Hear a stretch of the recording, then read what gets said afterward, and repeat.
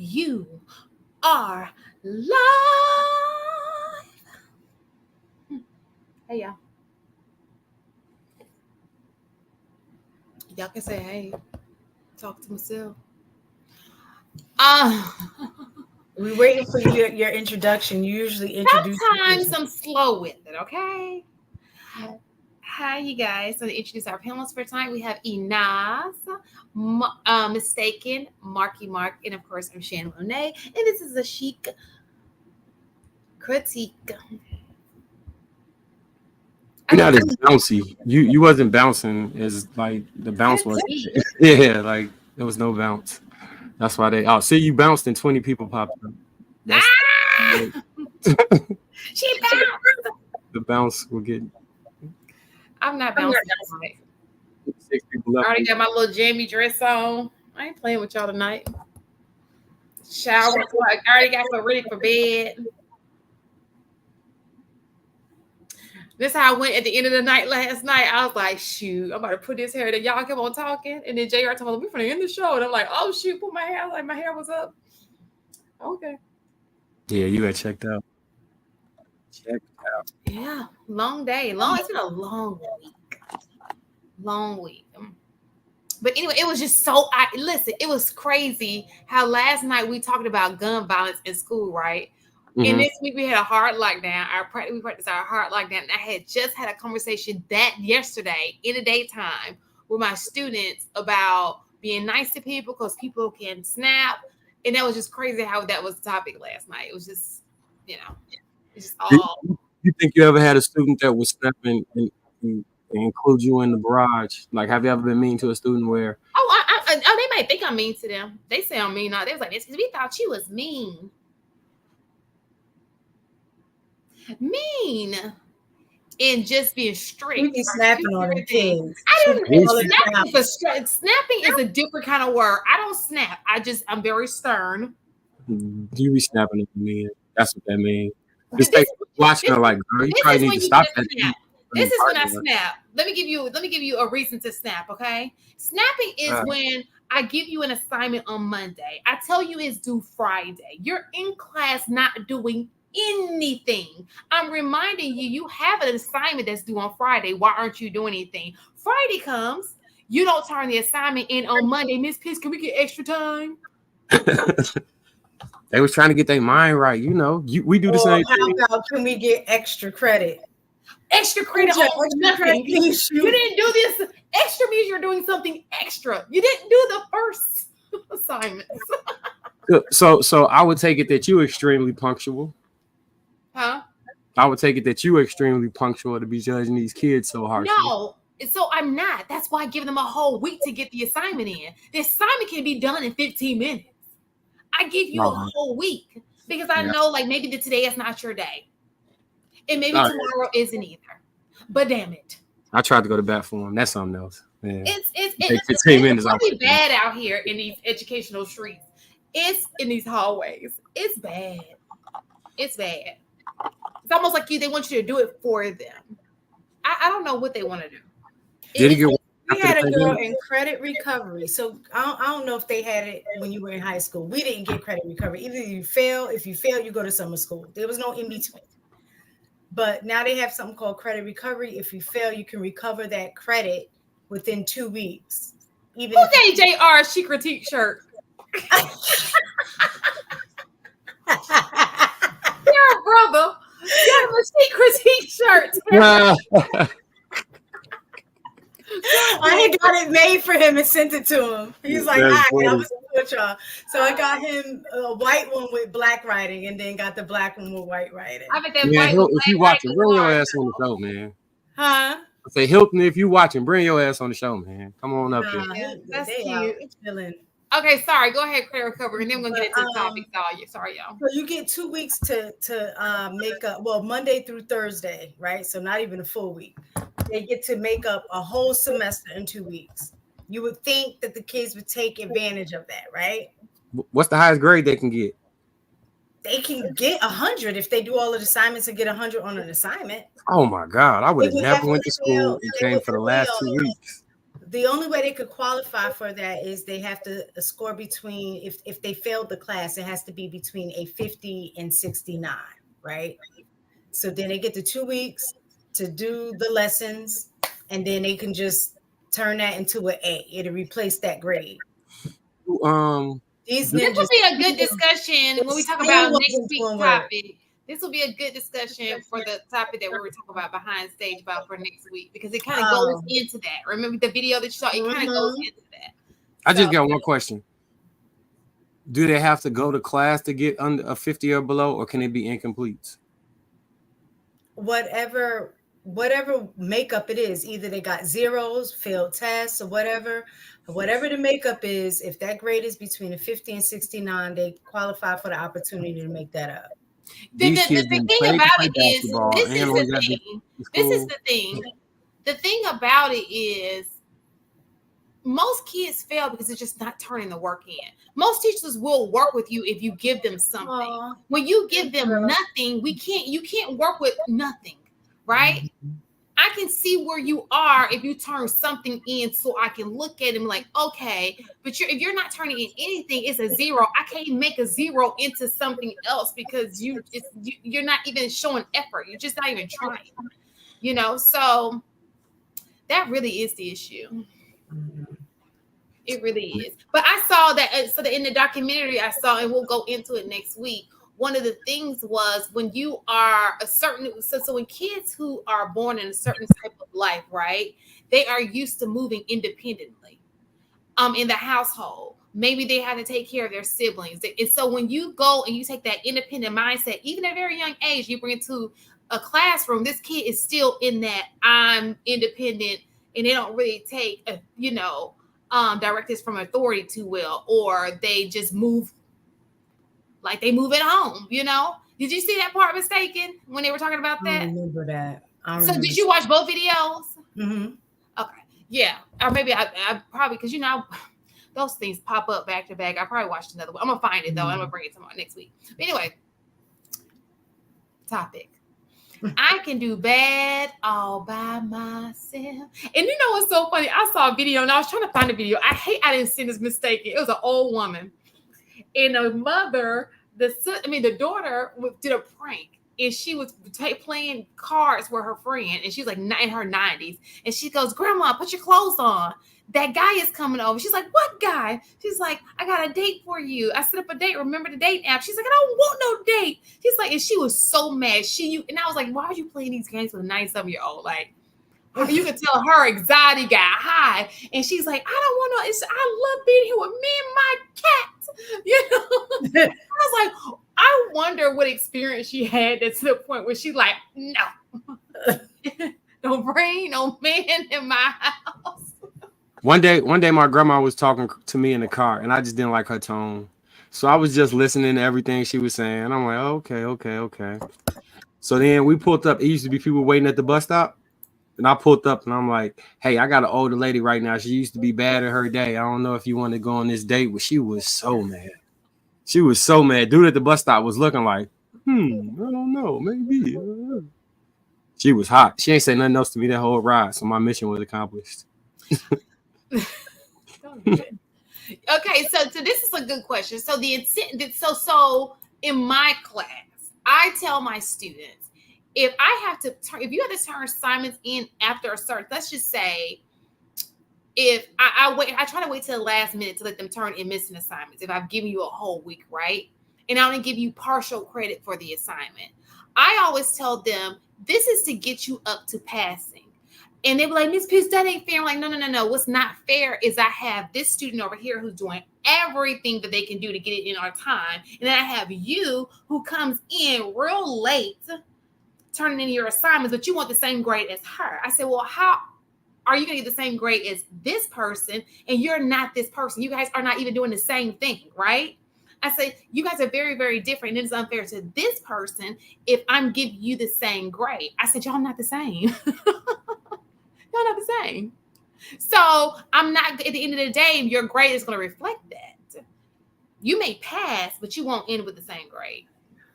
But yeah, you're right, Trigger Mike. There is no incentive because I was saying if I was the student now thinking about how I was or could have been in high school, I had some parameters that kind of stopped that. Was if I knew that I can retake a class in 2 weeks as opposed to the entire semester, And get the same I'm chilling, outcome. get the same outcome. I'm chilling the entire semester, waiting for the 2 weeks, knock the 2 weeks out, and I'll still have like a high GPA. No Child Left Behind, unfortunately, has enabled a lot of people. Like some people, it's been beneficial, but in other cases, most cases, we were enabling the kids. In my opinion, It really, honestly, is not. I went back and read that because a lot of people talk about that. If you really look at what No Child Left Behind says, what we're doing is the way that we're interpreting it, right?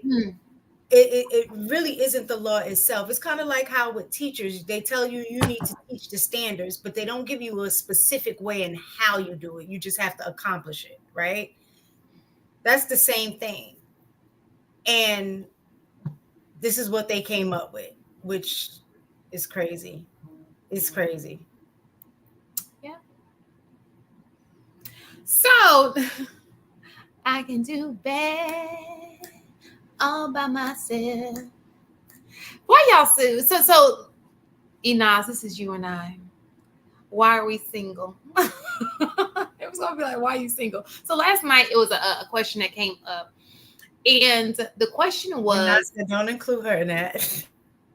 What were the single ones? You don't have to put your personal. I was just saying that, but Amanda Seals came. They were talking about Amanda Seals and why Amanda Seals is single. Now, after watching her last night and seeing some other things, I can see some characteristics why people would be like, it may be she's an attractive woman. She's a smart woman and she seems to have her business together. However, she's just impulsive a little bit. So I can see what that can be, that can hinder her in the dating market. But we're talking about just people in general, women in general, right? There are a lot of women who are single. And that's what we're going to talk about tonight. Minus Inaz, but everybody else, yeah. Minus Inaz. But even at this age, you know what I'm saying? So even if you're in a relationship, so when I say single, I mean excluding a relationship. Like you haven't tied the knot. You haven't, and it's not even you. We're not talking about Inaz tonight. We're just talking about in general, okay?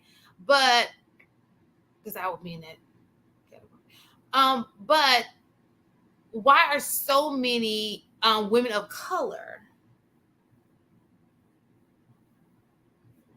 single? Inaz fine as hell. That's what this man said. Why are we so single? I find that the finer you are, the more picky you are. Because the options are just there, Sometimes having too many options is not necessarily a good thing either, as we can see with both men and women. Right? Because it's like, oh, the grass always green on the side. And then another one come. And it's like, oh, candy in a candy shop, so to speak. But let's get into our first video. If I can see it, y'all, look at this. I can't find my glasses. You don't want to wear those glasses. You're not fooling nobody. Do you think those glasses? This nigga is crazy. Who?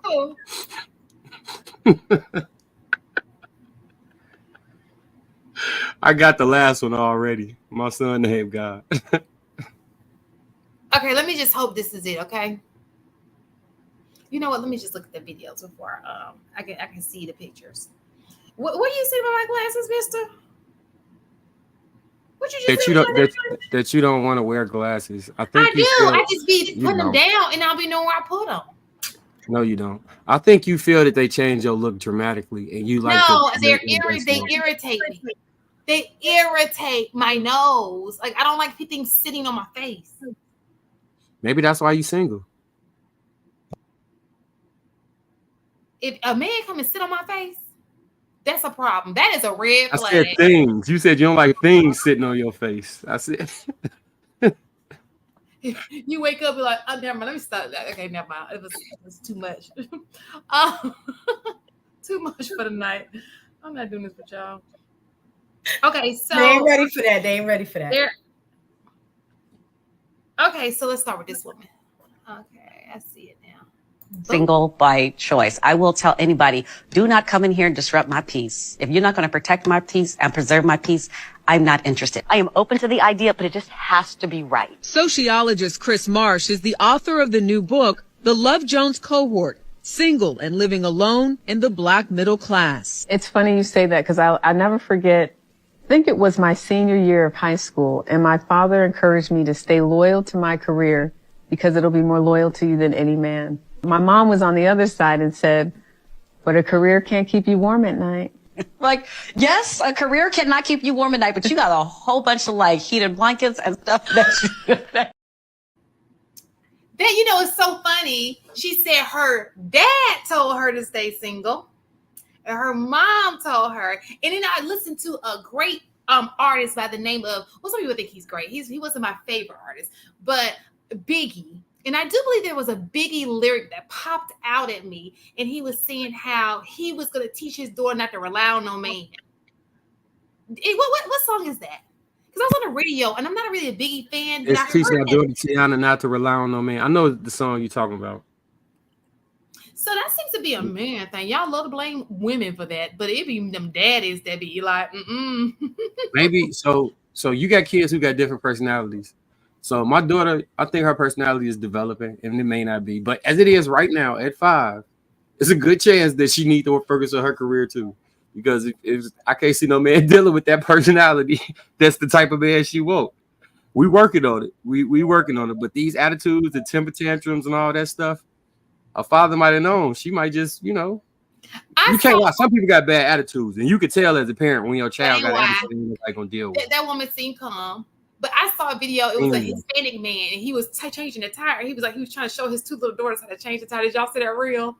And then she's like, I'm trying to teach my kids not to rely on no man. And the daughter was like, I want a man. And he was like,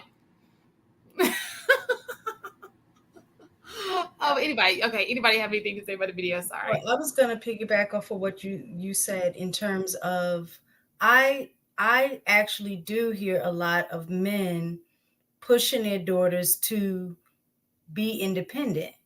Not necessarily say not get a man, but kind of like, I'm gonna teach you these things so you'll know how to do it. You can't depend on a guy to do it for you. Those are the kind of things that I hear, not necessarily saying you don't need a man, but when you really think about it, you're prepping your daughter to be able to take care of all of these things herself. So how do you balance that between sending mixed messages?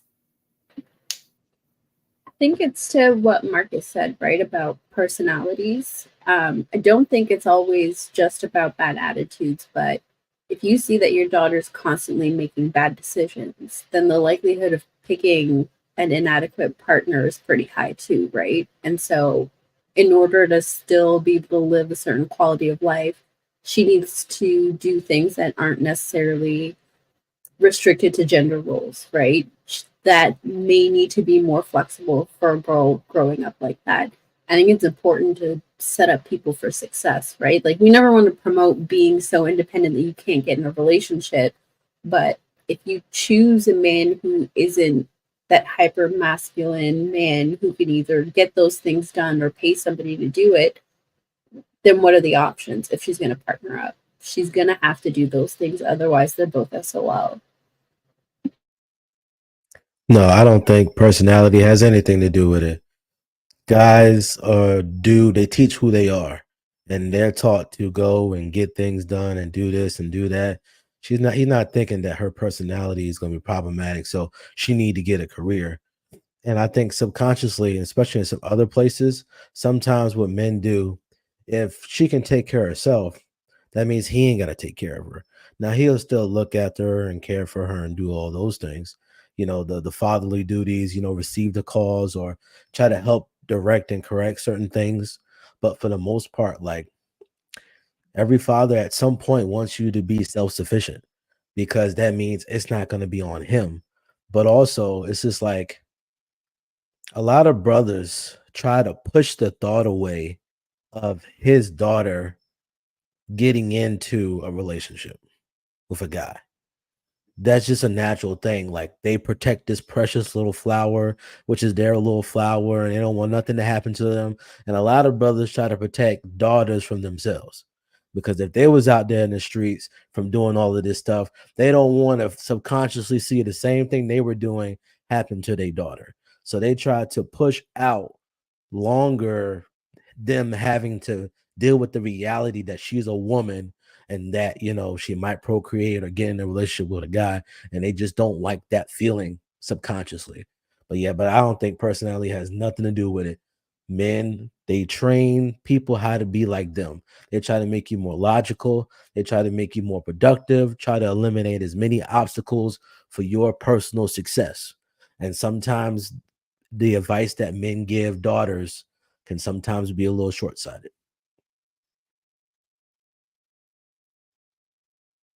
Do you think mothers prepare their sons to be husbands? Do you think fathers prepare their sons to be husbands? I think Yeah, mothers. fathers, Go ahead.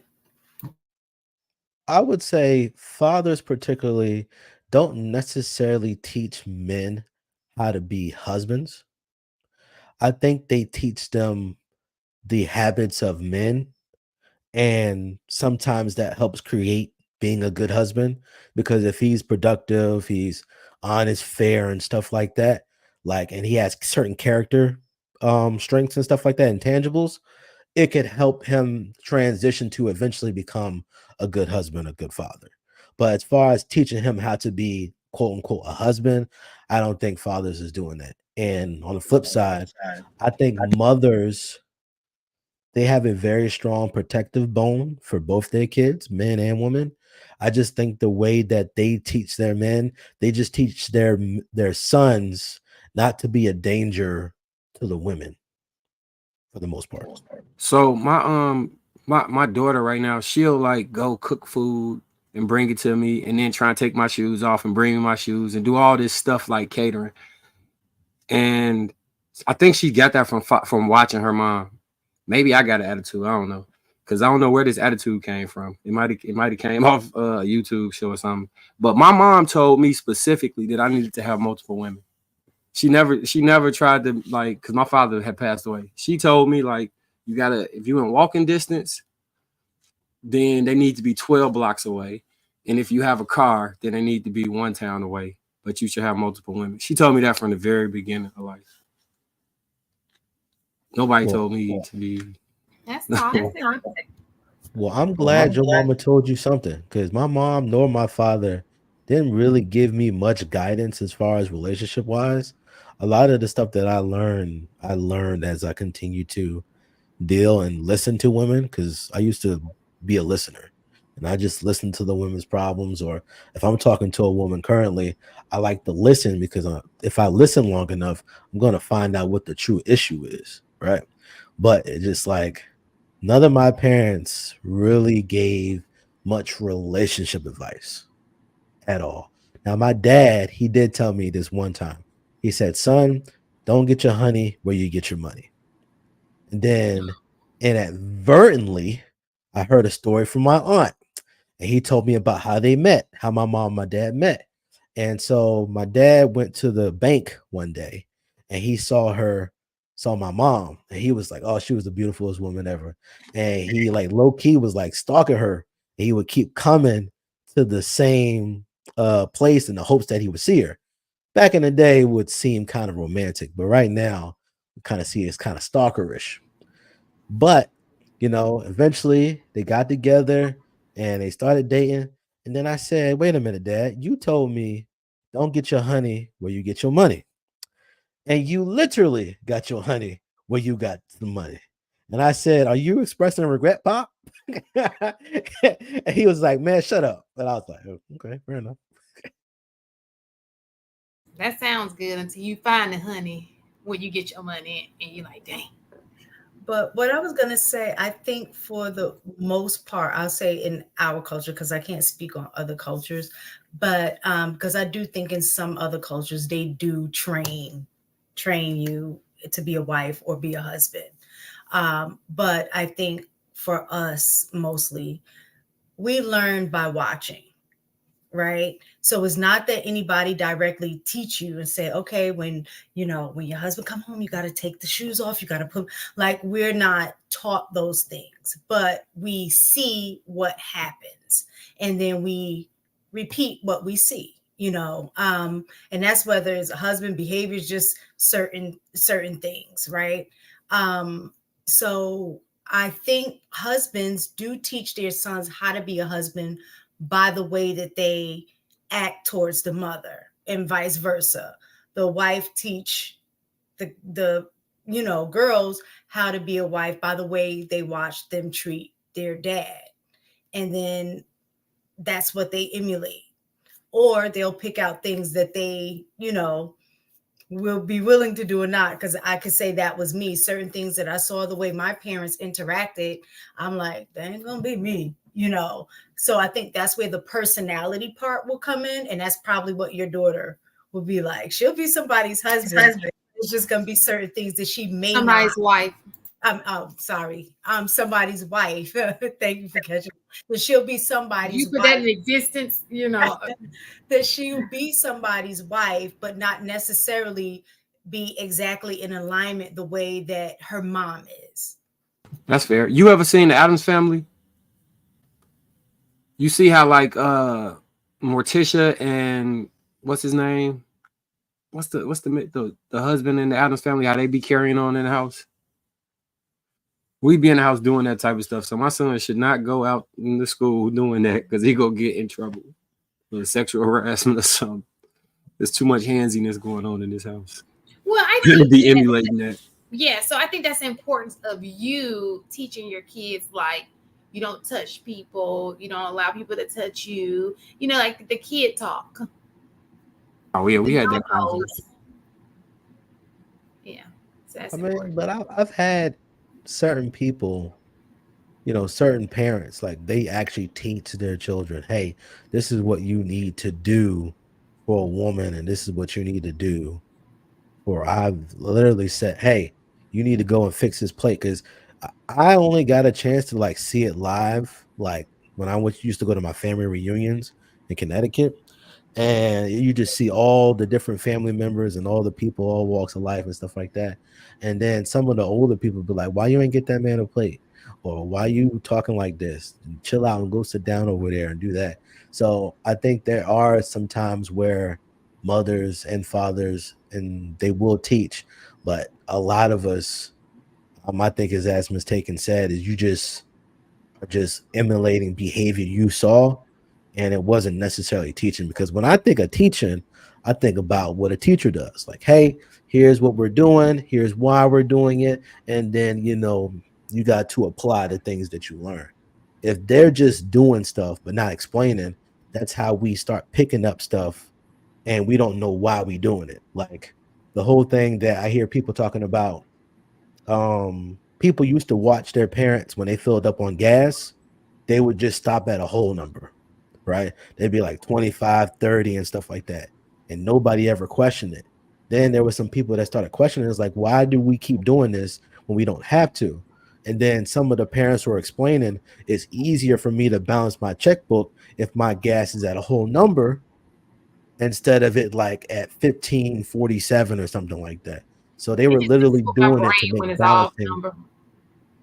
It made balancing easier. And I was just like, dang, we're out here following behavior that we don't even know what the reason why we doing it. Just Did we monkey really see, get monkey that do. from our parents? I don't remember. I don't listen. When my mom one of my family members is pumping gas, I ain't looking at them. I'm doing something else. But I will say this: when I was growing up, we used to have full service gas stations, and they were around for a good bit of time where you didn't pump your gas at all. You just throw it up, and They still have it. Was this the Prohibition era? No, Jersey, there's full service. You can't pump your gas in Jersey, in New Yep. Jersey.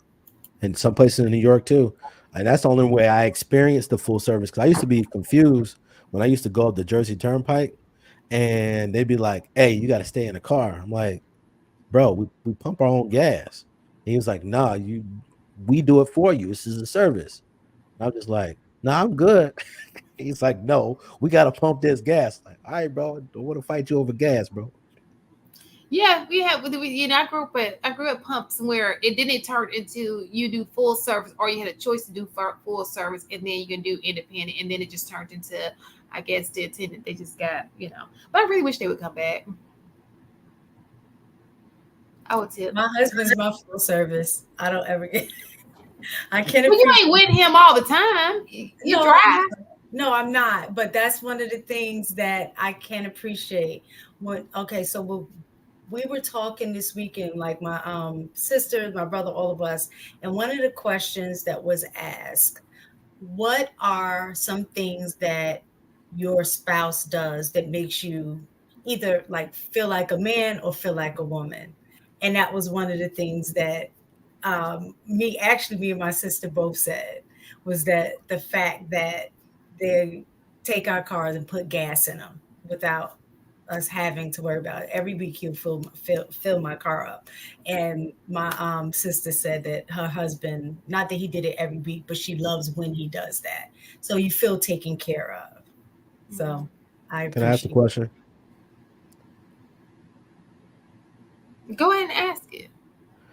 Hey, do you drive by the gas stations on low gas and Sometimes. then he will go fill it up?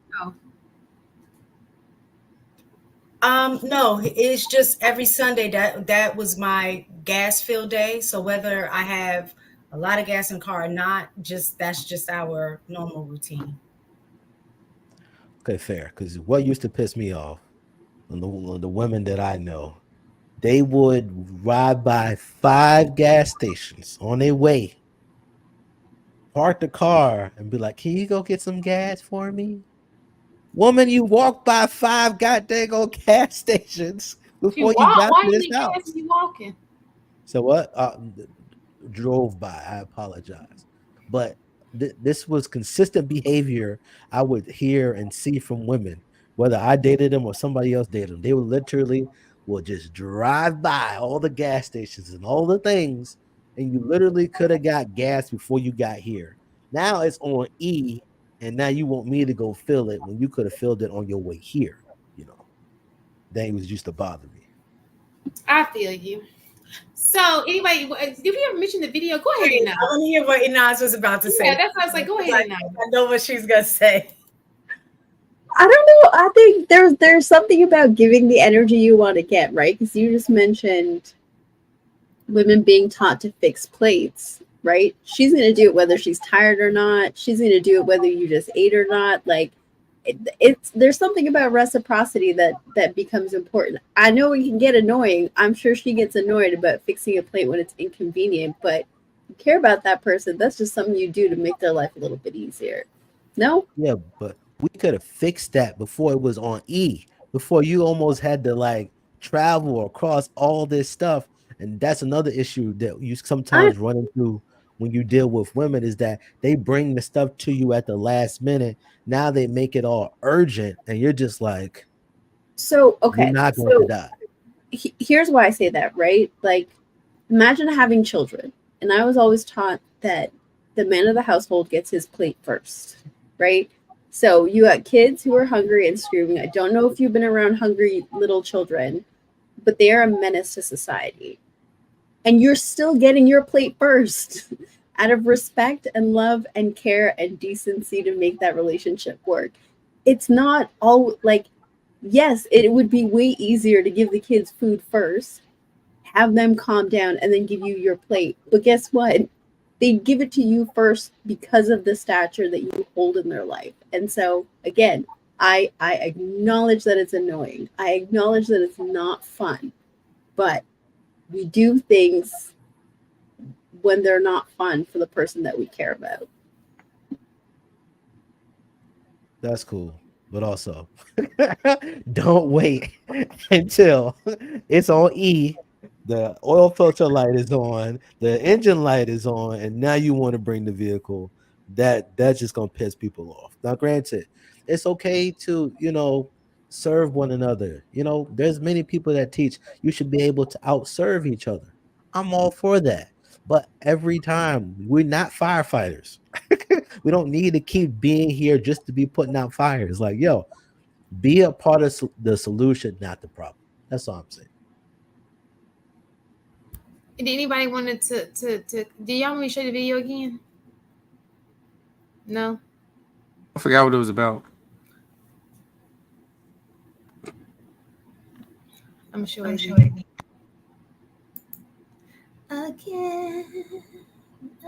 Single by choice. I will tell anybody, do not come in here and disrupt my peace. If you're not going to protect my peace and preserve my peace, I'm not interested. I am open to the idea, but it just has to be right. Sociologist Chris Marsh is the author of the new book, The Love Jones Cohort, Single and Living Alone in the Black Middle Class. It's funny you say that because I never forget, I think it was my senior year of high school, and my father encouraged me to stay loyal to my career because it'll be more loyal to you than any man. My mom was on the other side and said, but a career can't keep you warm at night.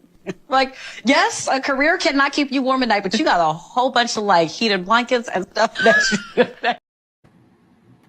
you... Yeah, I think it's cap. Our careers more loyal. No. I think it's cap. I don't think nobody's single by choice. Maybe single by the available choice is, but I don't think nobody's single by choice. I respect that answer. Anybody else? I'm single by choice. I promise you, she is. I think what she said that no matter how good a man is, there's still gonna be a man. And meaning that there's going to be some things that come along with that now that she doesn't have to do, she'd rather not do. So that's where she's at. Like, she was like, if I go out, I don't have to, worry about what he's eating. If I want to come home and eat cereal for dinner or have a salad, I can do that.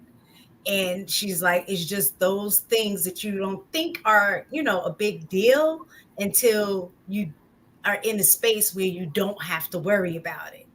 And even though I'm married now, I still feel like that. Like on those times where I just don't have to worry about it and it's not a big thing, like it's something about that. It's something about just only having to worry about yourself. And I can understand why she's like, I'm good. Like I've done it. 20, I think they were married like 23 years. She's like, I'm good. So I by choice. Without going into too many details, would it be fair to say that the experience in her marriage wasn't something that she enjoyed fully? So had she been in a marriage that she enjoyed fully, do you think she would share the same sentiment? Tara enjoys her. Probably not. I'm wrong. That's what I'm saying. I don't think it's the choices, because the choices of what she was dealing with put a idea of men in her brain that. Okay. Isn't that everybody in a sense of the choices that you make is based on the experiences that you have, but yet it's still a choice. No, so some people, I think it's a term. Is it asexual? No, it's for somebody that's completely attracted to somebody else. No matter what, they just are born that way. I forget the name of the term. It's asexual. So for that person, they might be single by choice.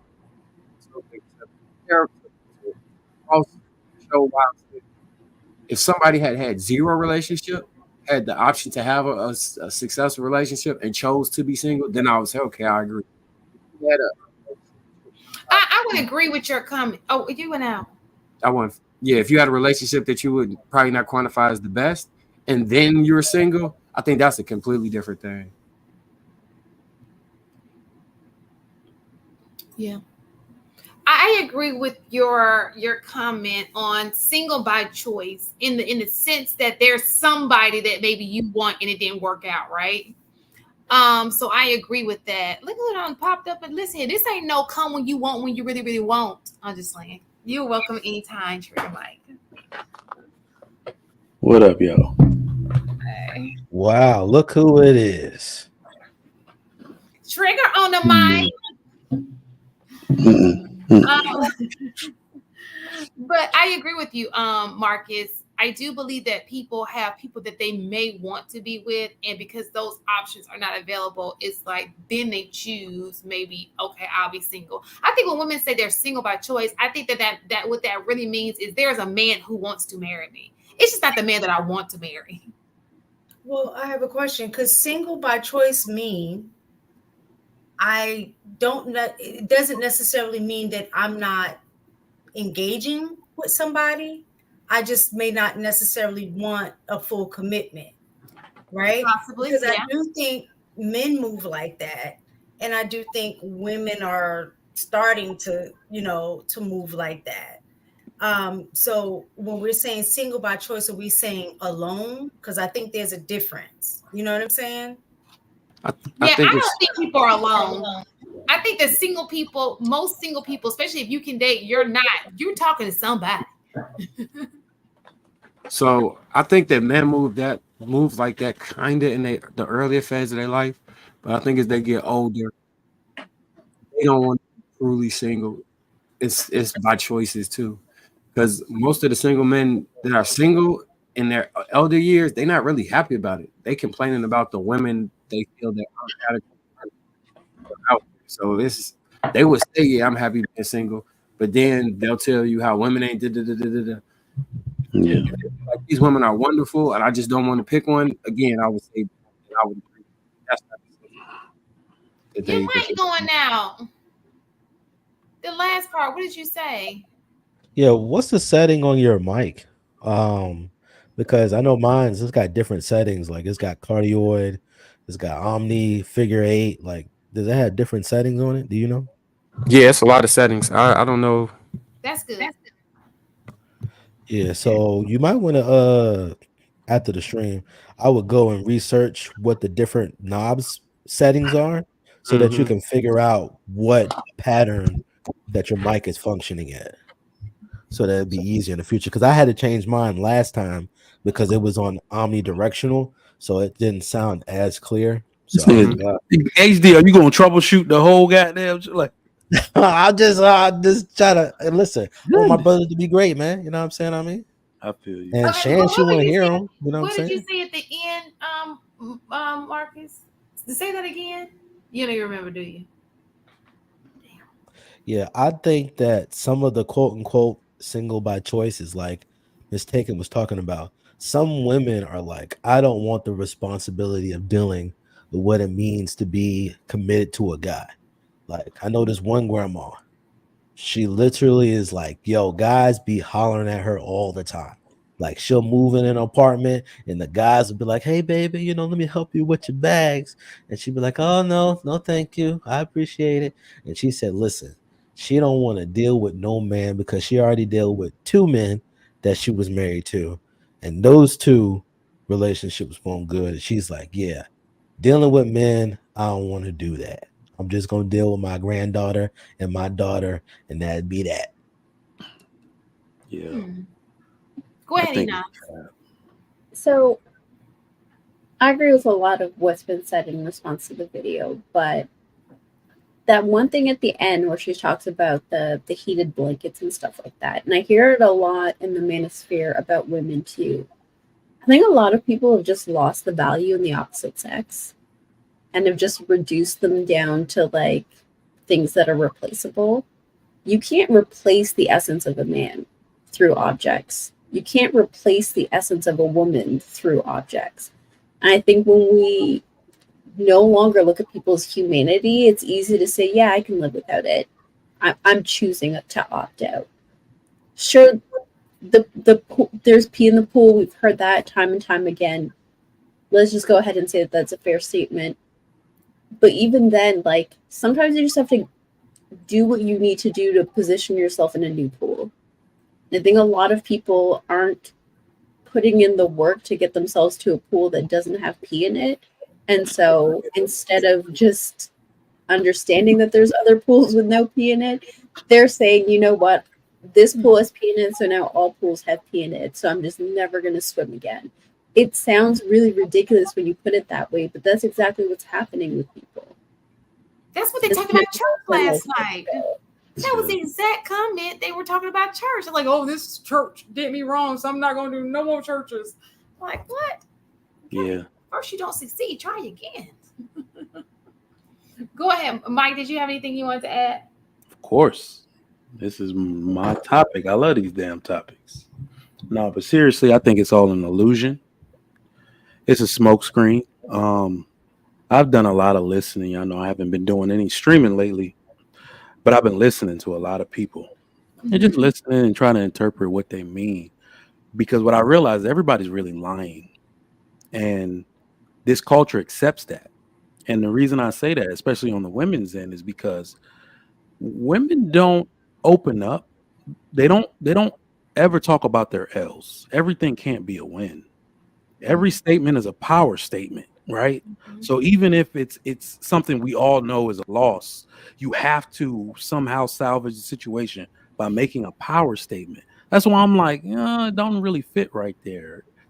So I just been listening, trying to understand what are people really saying, because we've allowed for so long, and it's now like a cultural norm for people just to not open up about what they're truly feeling, what they're truly thinking, and just make a power statement so you look good on the surface and you don't have to expose anything underneath.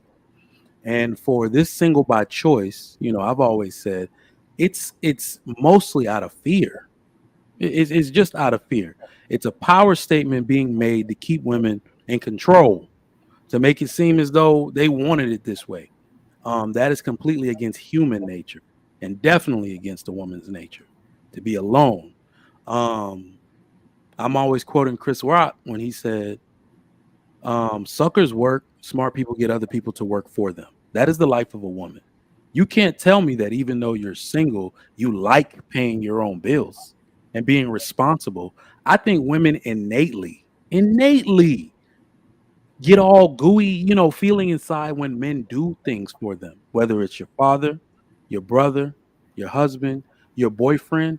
A major marker of your, I'm not going to say worth, but it gives you a great feeling when men extend themselves to do things for you, when you're covered, when you have a feeling of safety, whether even if it's in a romantic relationship or in your family. Women want that. In fact, you judge each other on that. Like, she don't got nowhere she can go to feel safe. I'm better than her. I watch what, like I said, I've been listening. So when women want to sling mud at each other, that's something that'll come up within 30 seconds. Well, I got a bunch of men that'll do blank for me, and you don't. I've watched my sisters do it to each other, my aunts and my mom. They all will. Somewhere in that conversation, when they start mudslinging, a woman's value, even in small part, is about what a man is willing to do for her, take care of her, so on and so forth. So I think it's all cap. It's an illusion. And what I'll end with is that it's a power statement because they're going to deal with men. I think somebody said that. They just want to deal with men on their terms. That's it. It's just a way to deal with men on their terms. So the dude's going to come by. He's going to knock your screws loose, eat the eggs and the bacon in your fridge, put on your apron and cook. But then you're going to realize you've done it all the wrong way when your grandson see him or your son see him in the kitchen. He's like, Mama, you're not living right. Yeah. You see what I'm saying? That's wild. Yeah. Exactly. I agree with that. So I think Marcus talked about old age, where this starts to unravel is when you're like, I did not set a good enough example to have anybody come replicate what I did. I'm not proud to say I did it the right way and I created other versions of myself that can do it the right way. I think when those things those feelings start to come to a person, then you'll realize like, oh, this is a smokescreen. This is BS. Right. So So I do know that there are women who don't have children, who don't have that, because more and more people are just growing to not want to have children, or just not having kids, right? But I kind of see that though, because for let's just take I can take myself for example. I don't mind putting my business out there. Sometimes I'm like, I like the comfort of having a guy, right? But I would be lying to say that sometimes I'm like, I don't feel like being bothered with anybody today. I like being able to be like, there's nobody to be bothered with. Can we see each other tomorrow or the day after tomorrow? I do like that there's a peace in that, knowing that there is flexibility in that, right? Mm-hmm. But I know that that's not the way it's supposed to be. So again, like you mentioned, and I also think it was mistaken mentioned, I think when people are saying single by choice, what they're meaning is I'm not married. I'm not living with somebody. I'm not in a full committed partnership as far as when it looks like that, right? I think that a lot of people are dating people or have somebody who they consistently talk to. But the responsibility part is the part that I think men and women at a certain age, they may be just like, it's just, I don't feel like dealing with the hassle of it all. And I think that that's true for both men and women. Yeah. I think everything comes with a trade-off. Yeah, for sure. And we're about to see if my data is correct, we're about to have an economic collapse about 3 times the size of the Great Recession. I think at least 3 times, because of the money that was inflated into the economy and all of that. The amount of default rates is going to be 3 times. That's why I say it's 3 times as bad, because it's projected to be 3 times as many defaults on homes. Mm-hmm. And that has, other implicating factors in the economy. So that's what I just saw that data. And in the mortgage bond market. And that is probably what's necessary to make all of those women who are saying single by choice. It really takes catastrophe for people to understand why you made certain choices, like I'm going to get married. I think the safety part for women comes in is you will probably understand you did the right things when you realize you're well insulated. If you're alone, that means that if you fall economically, you lose your job. Go here in Texas, Tesla laid off 2,700 yesterday. 2,700, 6-figure salaries, probably, right? Major implications. They are firing DEI, which is all women.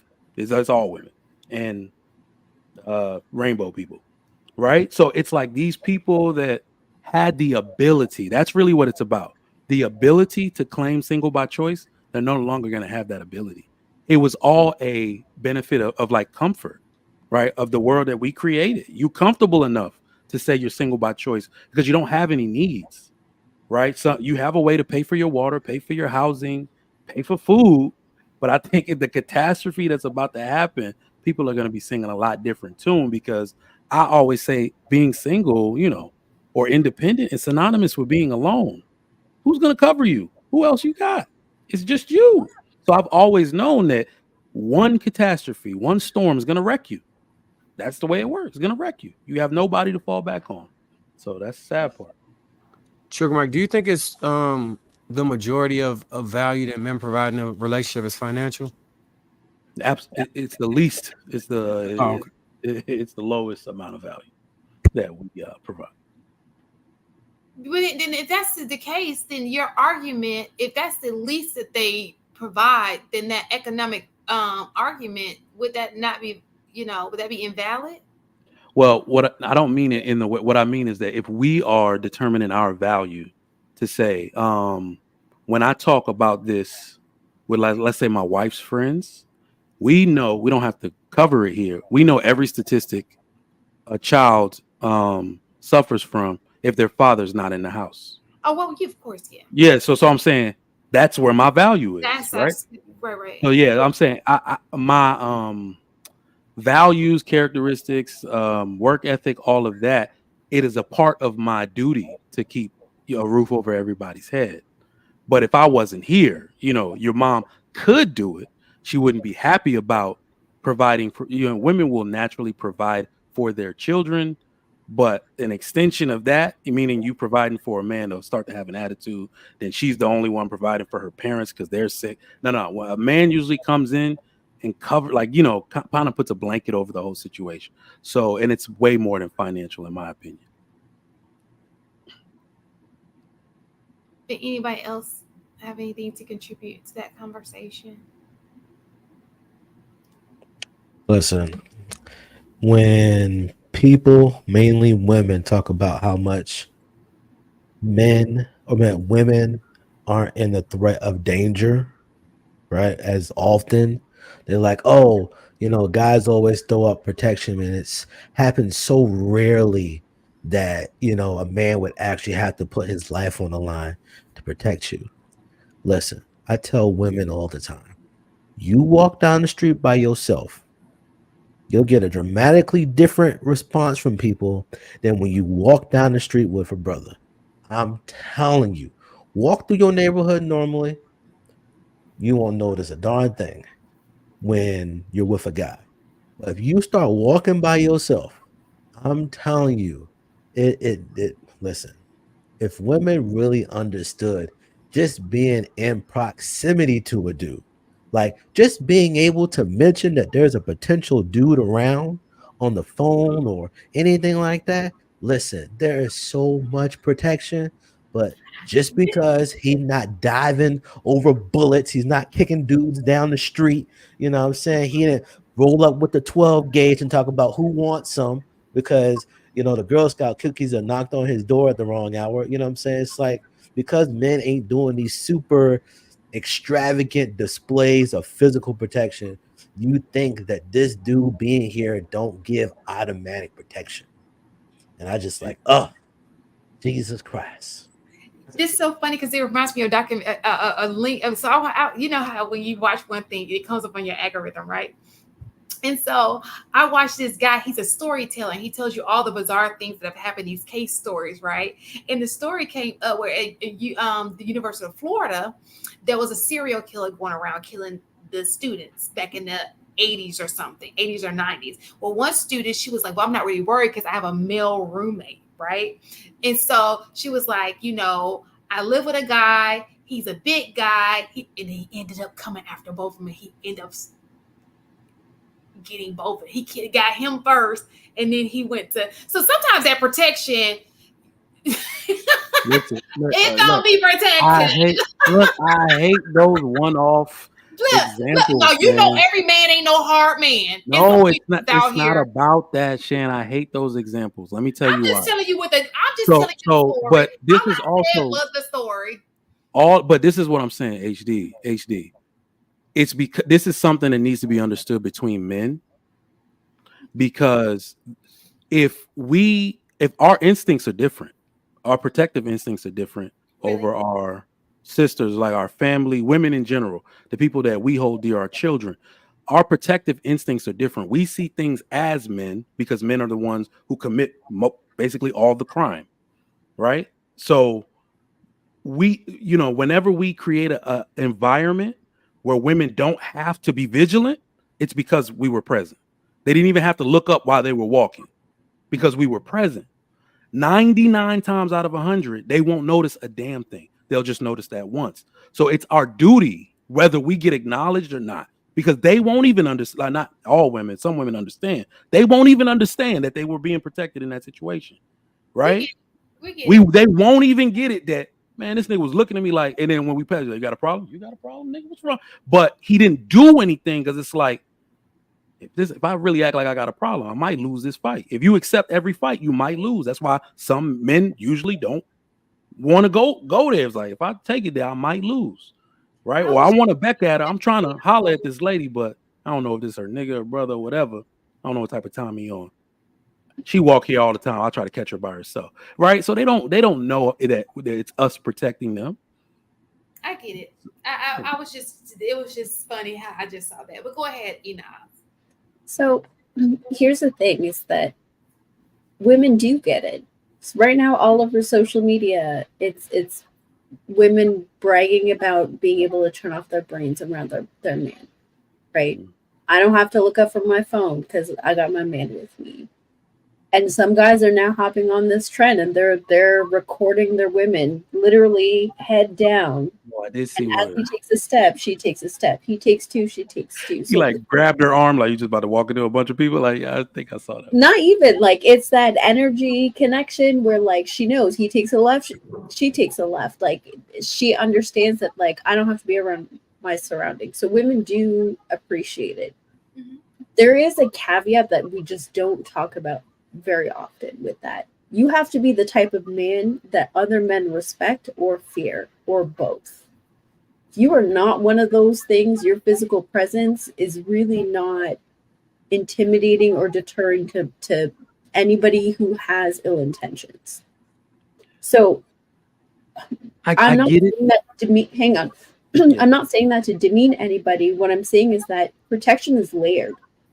Mhm. We focus so much on physical protection that when you are that person who can't offer physical protection, you risk being thrown away, even though there are all of these other layers of protection that you can offer, that are important, that are valuable, that are coveted by women.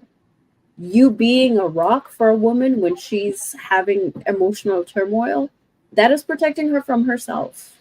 You helping guide her make decisions that are better for her, that is another form of protection. You being there and hearing people talk smack about her and you're standing up for her, that is another form of protection. None of that is physical. If you are a small guy and you don't look very intimidating, you don't look like you can fight, and maybe you can't fight at all, you still offer protection in other forms. But when we don't have conversations about stuff like that, women go, okay, well, he doesn't fit the bill, so on to the next.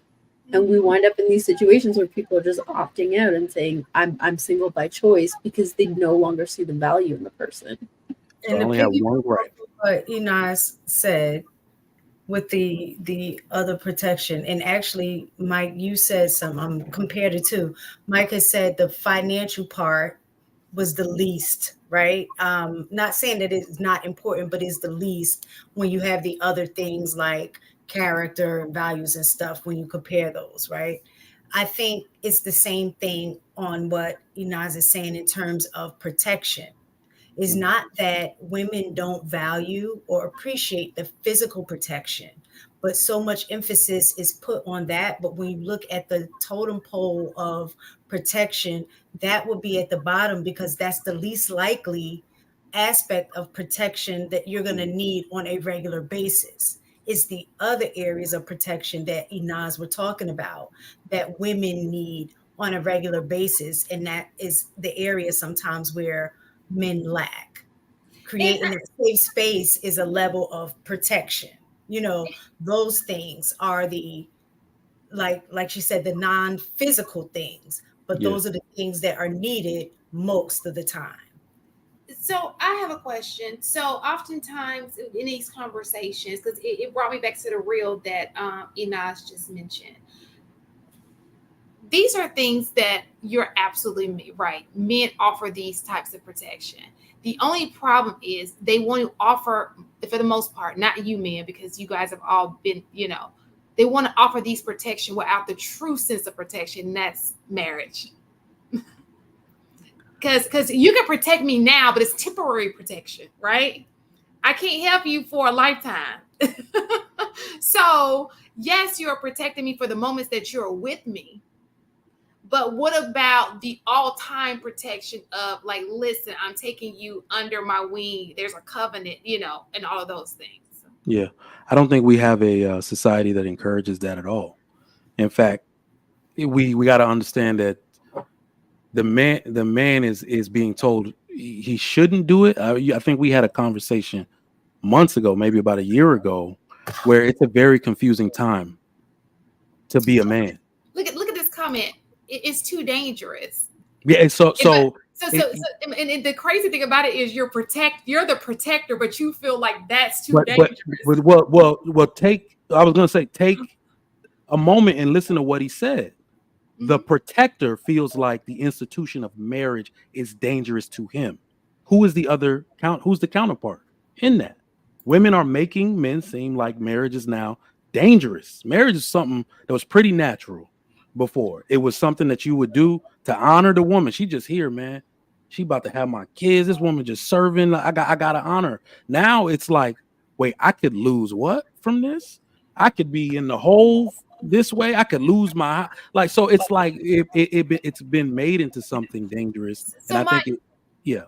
So what are we talking about?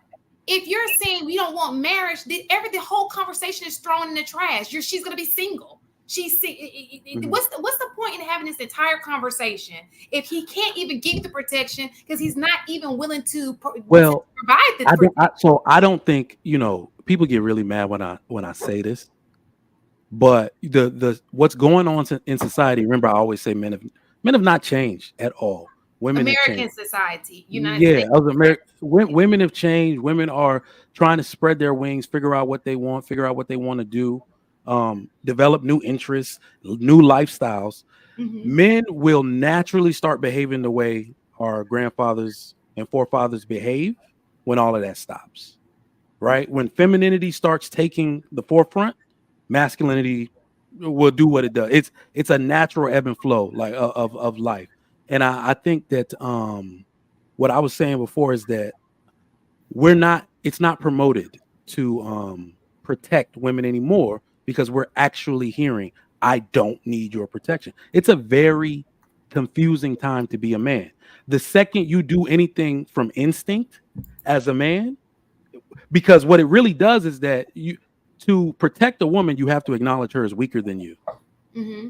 Does the modern woman want that? You see what I'm saying? You got to put your hand in front of her and be like, back up, I'll take care of this. Remember, y'all are equals now.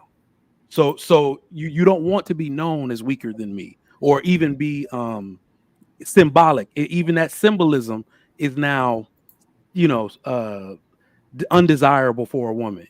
I've seen that in the workplace a lot. Anytime a man even does something chivalrous, I can stand. Why do you need? It's like, oh my God, like you're just like, what?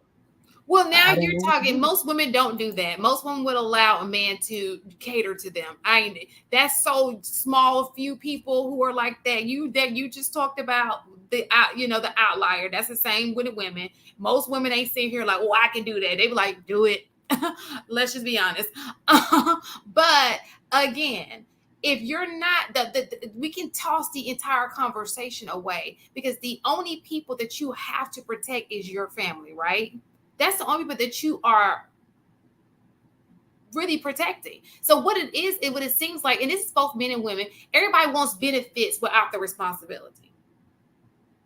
Everybody wants the benefits of the relationship. Men want women to fall under their belt, but they don't want to give them the security, right? Women want men to be financially taking care of them, but they don't want to do it's too many people trying to get these benefits of a relationship without the relationship.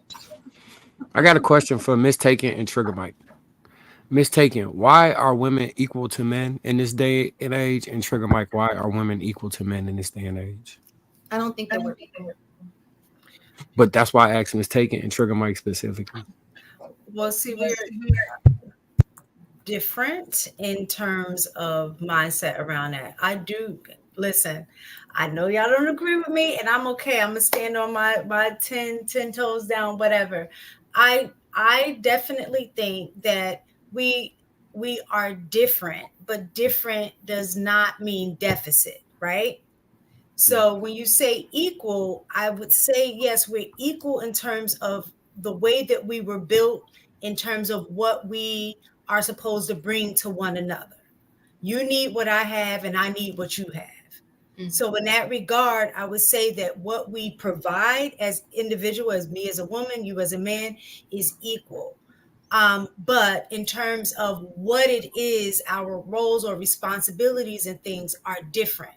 And I think that's where we get into like this push and pull, because for guys, a lot of times it's about, power and headship and things like that. And I get it. And I do agree that a man is a head of a household, right? But at the same time, when we talked about this the other day, where they were talking about like the synonym between, not synonym, what is that saying? Like the man is the head, but the woman is the neck, right? And it's like the head can't function without the neck either. So it's like, if I just have my head, but I can't do anything else, how important is the head without the rest of the stuff that you need? So that's why I say that it's not that one is better than the other. It's just that the things are different and you need both of them. That's just my take on it. I don't care if anybody don't agree with me. I'm good on that.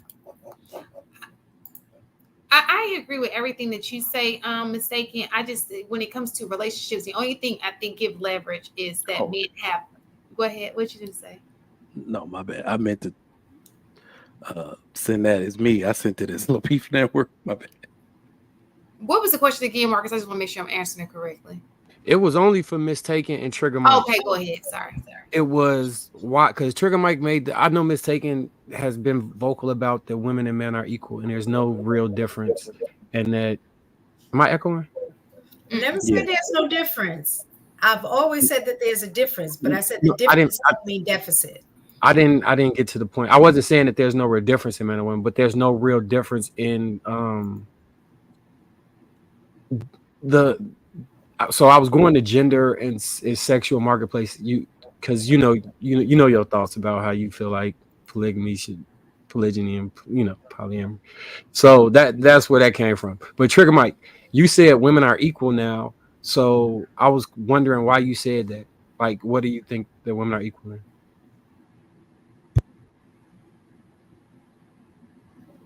You on mute. You're on mute. You're on mute. No, I'm saying it as that's the social agenda. I didn't say it as if it was what I believe, but let me tell you what I believe. Apart from Mistaken. So interestingly enough, Mistaken, I was about to go get my piano because you was tap dancing like I'm around that question. Boy, you was like you said that we're equal and then made so many statements that were like showed us that we aren't equal. You said, I believe a man is the head of a household. Head of a, like, top. That's a statement of I guess submission. And I think that's a part of the problem that we have in like this power struggle and relationship dynamics is because there's nothing wrong with a woman saying he's the head. Like the women that I know that function the best within relationships and life in general.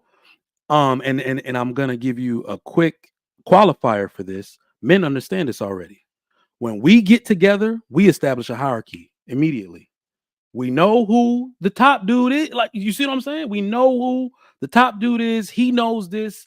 He can galvanize everybody. This dude is the smartest of all of us, and he got to work right away, and he stays awake the longest, so he should probably be in charge. If they ever took a vote, we probably all vote for him. We understand the hierarchy naturally, so it's our women that can't fall in line with that, but are asking us to be the head. This is why I'll say we're not equal, because anytime I've ever tried to, in any relationship, romantic, social, friendship, anything, women have put expectations on me to make me superior to them. If I remember being in a place where most of the people, I think I was in nursing school or something, an argument was going on, and the women just said, "You're a black man and you didn't stand up for us and you didn't protect." I was sitting there doing my goddamn work. Every time I sit there and try to play that equality game, women want to make me superior and the head of the situation. We are not equal. So and I think they do that naturally. You know what I mean? So I can't say we're equal at all. Have y'all noticed like an uptick in men saying the same thing about why didn't you protect me to other men? To me, that's like the weirdest thing ever, to look at another man and ask him why he's not protecting me. But have y'all noticed like men saying that? Ain't they in a soft man era? I wouldn't even say it's a soft man era. So, like on the internet, right? Say one of y'all just start acting ratchet, and you get into it with Trigger Mike. You and Trigger Mike going back and forth. Then Trigger Mike look at me and say, "Marcus, you let her do this." I'm like, "Nigga, I want to panel like you. What are you talking about? Like, how did I let her do anything? StreamYard let her do it. Her mic let her do it. general electricity let her do it. I just sat here in the chat. But it's just like I never knew like now in this now I do know this example. Say we go to the club, right? And we get into a fight, a big ass fight, and you don't help. Okay, you let them jump me. You know what I'm saying? But if you're in a one-on-one fight with somebody, if I jump in, it's almost like saying you can't do something as a man. Like I would like, so if I'm fighting somebody and my woman right there and she jump in, I would feel disrespected. Like even if I'm getting beat up, stay out of it. Like, hey, just go get safe. Don't jump in and help me. To me, it's kind of I don't know, but I've noticed that recently that men really take offense to when other men don't jump in today. And y'all telling me y'all haven't seen that? Okay, I think, are you talking about on panels or are we talking about in real life? Because Where do you have always develop that at? Like, do you just come on the panel and say, you know what? Now I want men that like I just come on, bro. thought Who never were they occurred to me in raised real by? life or on the panel. Emotionally, who were they raised by? Where did they pick that up from?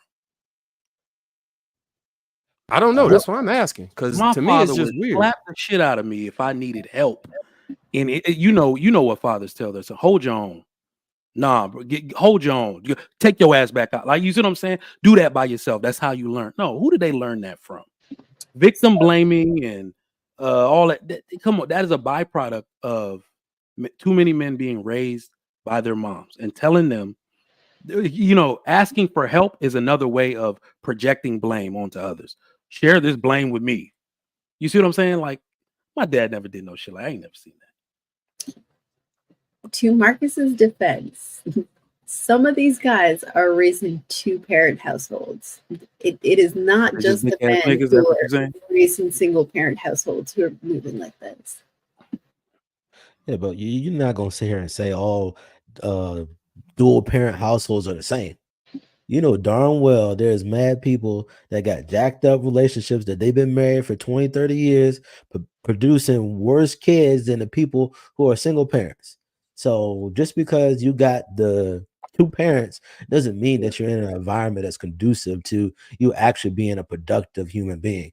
It just means you have a better chance of a better outcome. I understand that. I definitely understand that. What I was getting to was that there's so much flack being put on single mothers, and I'm not advocating for single mothers. That is not what I'm doing. But there is so much blame that's put on there that we're not actually putting the ownership on the person, and we're blaming it on the circumstances. You know what I think too, Enos? Because I will say you're right. It is like that, but it's this thing that happens where well, 70%, God damn, 70% is a large number. So we'll say single mothers control, we'll say single mother control the black community and the children. Because unfortunately, every black person alive today, 70% of them were raised primarily by a single mom. So they've controlled the product that's been put out there. And so in a way, I'm saying that they control the culture. They have controlled the culture of what happens.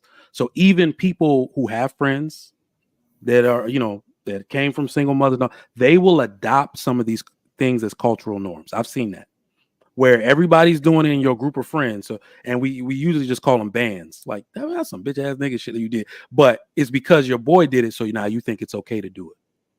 Right. So it's a cultural thing. So my father had passed away, so I was raised with my mother. When she would try and do things that I felt was not masculine or effeminate to me, I just would say no. Did y'all like experience that too? Where you like, because people that say I was raised by my mother, so I turned out this way. But in me specifically, maybe this is unique to me. So I'm asking as a general question. When that thing that you felt was not man-like, like my mother used to ask me to hold her purse. I'm like, I'm not holding your purse, put it in a chair. I don't hold purses. You know what I'm saying? Like, she was trying to tell me to do something. My father wasn't there to say, hey, son, don't hold purses. Yeah. You know what though, Marcus? I think if I could bet money that your father wasn't there to do it, but a man was. I don't know who it was, a coach. So I think it happens two ways where some people learn a lot of man behavior from a group of men they respect and admire and are around a lot. And you naturally want to become like them if you've been starved of that example, that masculine example. I've seen that too. I've seen boys that have been like coddled by their mom, where they're up under their mama's tit till like they're 13 years old. Them gonna be some bitch ass niggas. But you know what I mean? I've also seen it where the mom is like, you playing AAU till you 18. Just get out of my face. Go with them. Coach take you everywhere. Coach take you on trip. And they end up with really mannish, like, you know, mannerism. They really end up like some niggas, but you know, because coach usually like a man whore banging all the moms. You know what I mean? But you see what I'm saying? They end up really mannish. And I'm like, oh, that's where he learned it from, even though his dad wasn't here. I just wanted to address what you had said, Mike, about my response to the equality thing of being equal. And you was like, I danced around it. I don't think I danced around. I think I was clear about what I said. But maybe I need to say it another way, because your thing is, oh, well, since you said in your head, then that means you're not equal. So what I'm saying is we are equal in essence. I think we are equal in essence, but we may not be equal in responsibility. And those are two different things. And I think a lot of times what happens is when you guys are talking about being the head, because I think your mindsets are always built around competition. Like you said, competition, who's the hierarchy?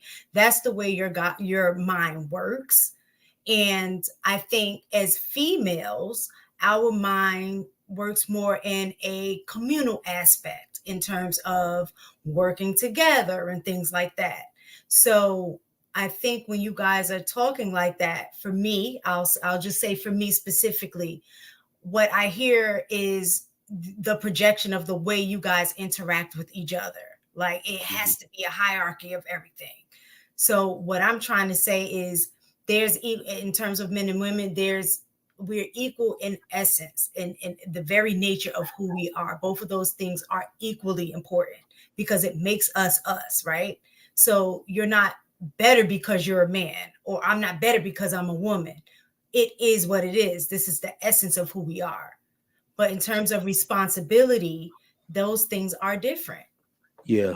No, I see what you're saying. It helps me understand the way you understand it. And I think I'm a struggle right now to see it because I'm a little hard headed, but I think I'll like run this back.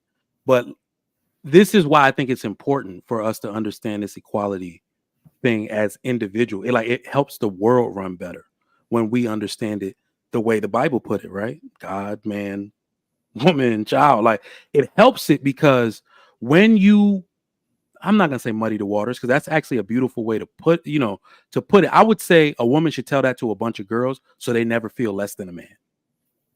But you should never say that to a man, what you just said, in my opinion. You know why? It's extremely hard for a man to understand his role because even though you said that we are equal in essence, you will still impose unique, dominant expectations upon him. And what do we have right now? We have a bunch of men who don't know how. I ain't gonna say they want to. They don't know how to rise to the occasion. They don't know how to be dominant.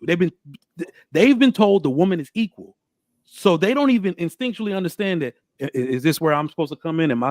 You can't tell a man that the woman is equal to him. You need to tell him this is your position and this is where you stand. Like this. This is how my dad he would put. You will die in defense of your life. You talk to boys like that.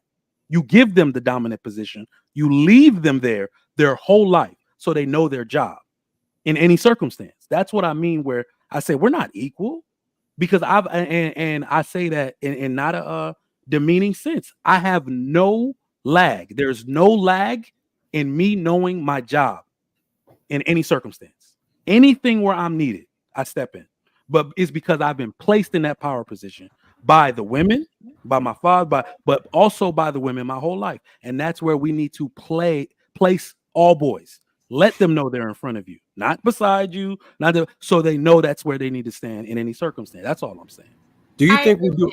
I agree with that whole argument. We're gonna wrap it up, but go ahead, Mark, and if anybody else has Max, do you think we do a good enough job as men advocating how we're properly supposed to submit to God to other young men? Nope. Okay. You asking me? Oh,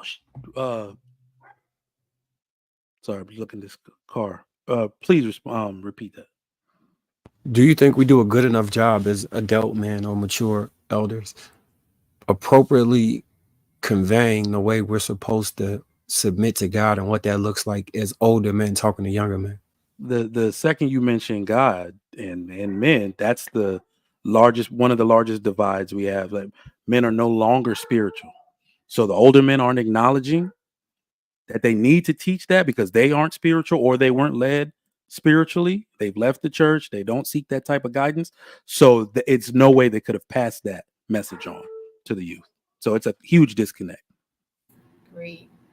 All right, you guys. Can somebody read that? What happened? Sir Shy 87, salute, dog, big dog with the $2. If women are not careful, they're gonna end up like Amanda Seals. I don't That think interview was bad. Look, nobody. I hate when people, and I love Sir Chad. Thank you, Sir Chad, because it's not really a knock at you. But even with that comment, like, what is she ending up like? What is the alternative? Okay, let's go to the next video, and then I'm gonna bring that up because it kind of goes around with the next video. Okay, and we kind of talked about it last week too, but y'all know I can't see it. Lord Jesus, help them out. What do you think the challenge is that women are having, Black women in particular, when it becomes to becoming a wife? Keeping it 100, Yes. there's not enough eligible Black males who fit the needs of Black women. By the time you dissect the demographics of finances, sexual orientation, what you end up drilling down into, because Black women tend to want to marry Black men. Right. So Black women are excelling. They're getting accelerated degrees, graduate degrees, doctorate degrees. They're starting businesses. Black women are running circles around men. Right. And it's also shown in research that women want to marry on their same level of financial and educational status. Yeah. So if you're a Black woman making $150,000 a year with a master's degree, you tend to want to marry a Black man on that same level or higher. If Black women are excelling at such an accelerated rate, how do men keep up with that? Just saw something that was weird on my I don't agree with her on some of the stuff that she stated, but I'll let you guys go and I'll say what I don't agree with. But she's a dating coach, so I mean, we talk about this all the time, and even when, y'all had y'all little conversation with Marcus last week, the same conversation comes up. Needs to be this baseline. He need to be able to handle this circle, garner this amount of respect, make this amount of money, look this way, being able to have this amount of character and blah, blah, blah. Like, what women want ain't gonna change, even though men change, or even though the society has changed. Like, the idea of women being equal and stuff like that, like all of these extra nuances that gets added to the variance in the area, like, women are going to continue to experience as if, and in this case, Black women, they're going to continue to experience like there ain't enough out there, because what they expect to get is based upon, what any woman would want. You would want somebody that you will respect, somebody that's superior, just like what Trigger Mike was saying. You're subconsciously always looking for a guy that's doing better than you in some form. He either got to be able to teach you, he's got to be able to cover you, he's got to be able to protect you, he's got to be able to provide things that you can't provide yourself. And if you have effectively provided all the things that you want the guy to provide, then he has to provide what you provide plus more, which is the issue that the women keep seeming like they're running into. At least the women that's like, hey, I got to at least have this bare minimum thing in order for me to engage.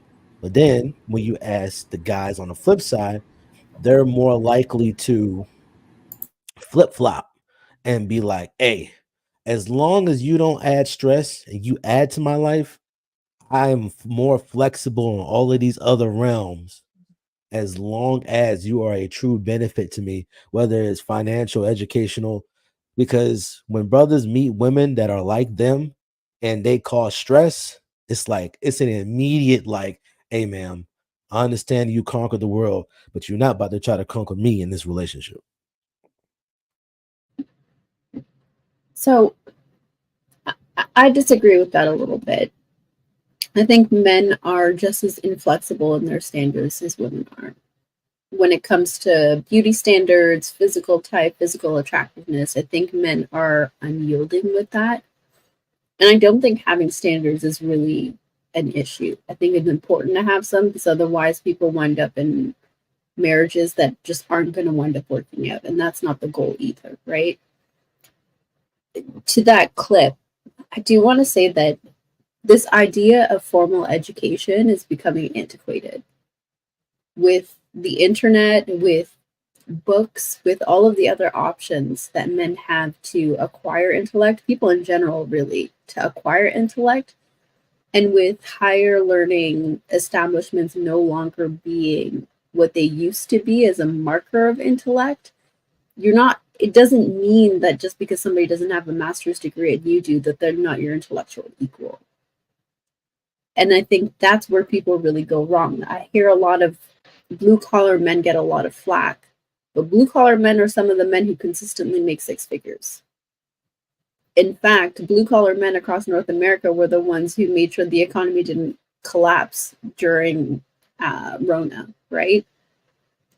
And I think once women, when I say we, I mean women, get out of their heads about what that means and what that looks like, I think it'll open up the opportunities for the partnerships with the standards that they have. It might not be amazing, it might not be astronomical, but I think it would create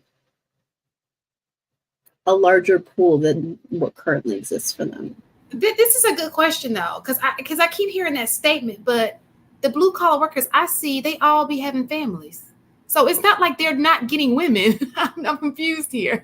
When I see a UPS driver, trust me, he got kids. It's not like these men are not getting play, and these men, they probably get more. So I don't understand that argument. I'm not saying that blue collar men don't. I'm talking about the women that are looking for the guy, the 666, right? The guy who's this tall, who makes this amount of money, who's this.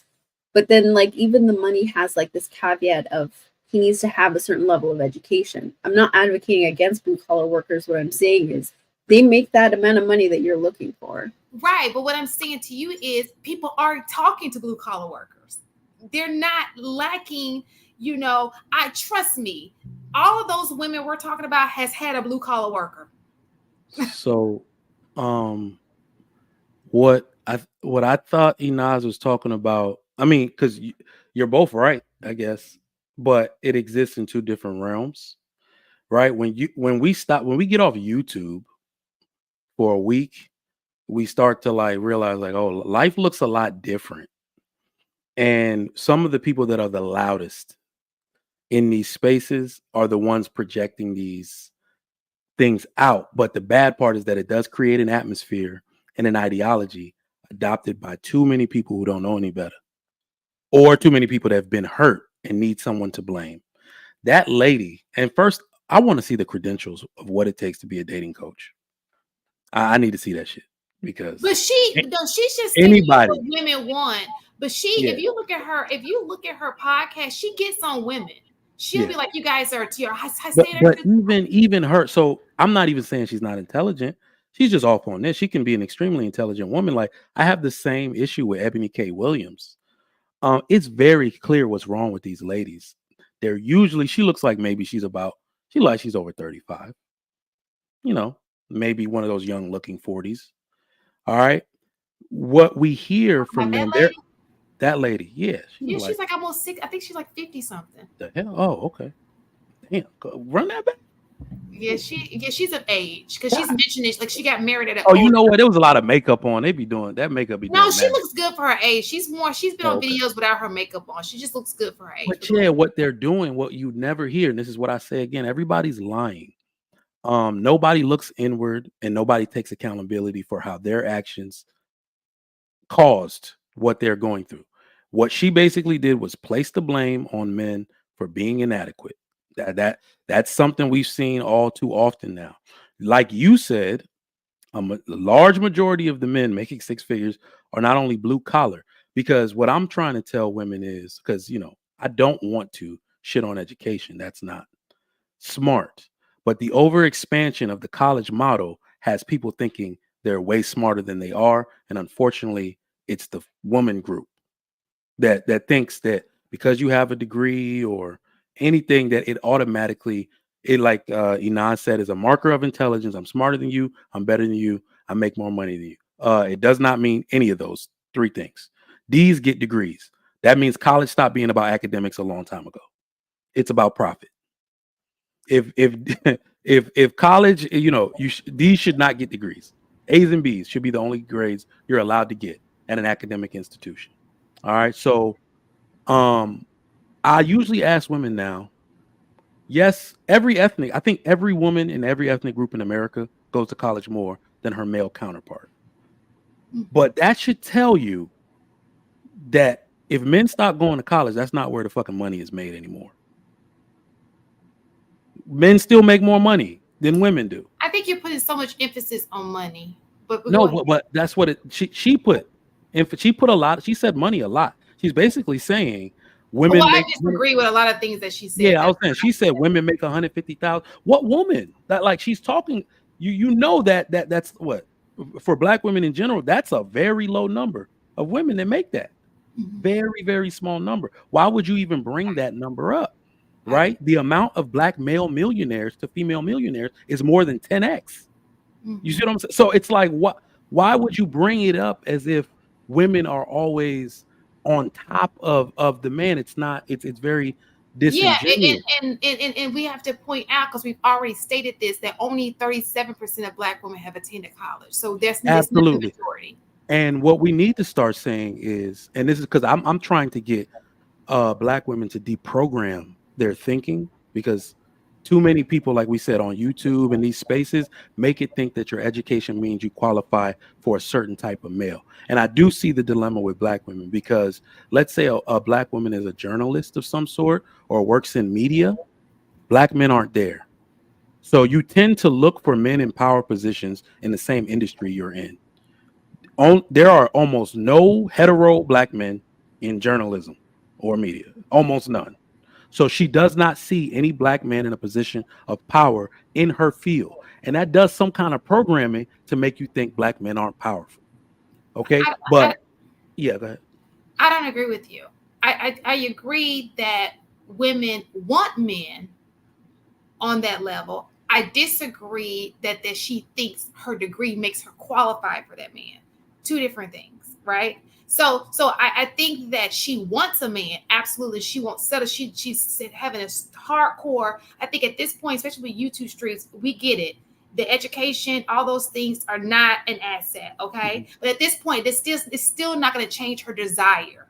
So at this point, she's thinking, I'd rather be single instead of, I understand that this is not going to qualify me for a man, but I'm still, if I can't get this man, I just rather ride this out by myself. Okay.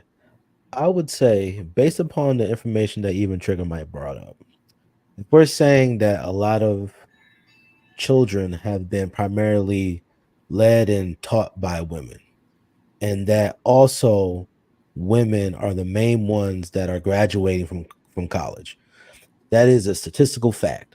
Since I think it was like 2019 or 2020, women have outpaced men in graduating and getting a degree. That's a fact, right? And since the beginning, when the schools were created, going to college was about basically almost like elite. You're part of the elites. There's a class and a status that is associated when you go to college and you complete it. So it only makes sense that as women continue to get more and more degrees, that their minds will think that I have elevated to a point that is beneath the men that aren't in the same, they're not in the same spaces as the men. They're going to college, they're completing, they're going to get their masters, they're going to go get their doctorates. The men are like, At some point, a lot of the men just quit and say, I'm just going to do something else with my life. Right. So then, as you continue to fight the mindset that I am subconsciously better, because it's also a statistical fact that if you have a degree, you're more than likely to make more money long term. So inadvertently, we're going to end up running into a what's the word I'm looking for? We're going to run into a big obstacle in the near future because women aren't going to stop making a lot of money because they're the only ones apparently that are finishing degrees for the most part, right? So with that being the case, do you all think that women are going to change their natural proclivities in the future? Or is it just going to be more women, quote unquote, choosing to be single? I think again, I think that that is a small percentage of a bigger picture, right? I think we just have a tendency to emphasize those women. They're not the majority, first and foremost. Second, I think that I like everything that you said because they are everything you said is very accurate. I do think for some women, they may choose because we talked about this last week with mistaken. What was that? You have to sit here and think, okay, is it so when you go to college, you start to think, is it a good investment, right? And men do this too. Are you going to be a liability or are you going to be an asset, right? And so I guess that's where that protection comes in. You have to emphasize on the other things that you're strong at because the finances can't be it, right? You got to bring something else in her life to be like, oh, I can't live without this guy. He provides, I feel safe with him because there are other ways to get a woman besides finances, okay? And I think that those things would be important to get that woman. Now, they're like I said, the majority don't go to college, so that's a totally different story for them. But for that woman, I think that she's gonna either look at him like, okay, he can be an asset in my life in some type of way, maybe not financially, but some other type of way. Or I'd rather be single because it's just not a smart move.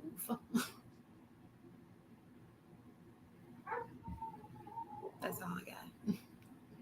We assume her argument at face value is true.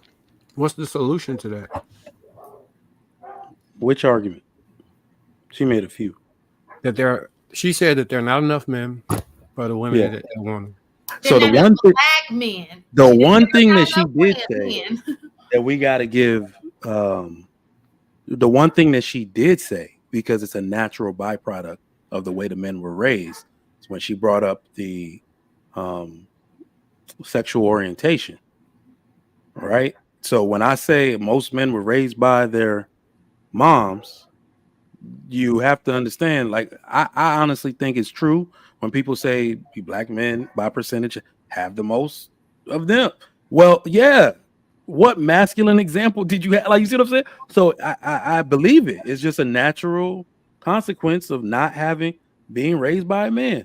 So by that metric alone, I do think the incarceration rate,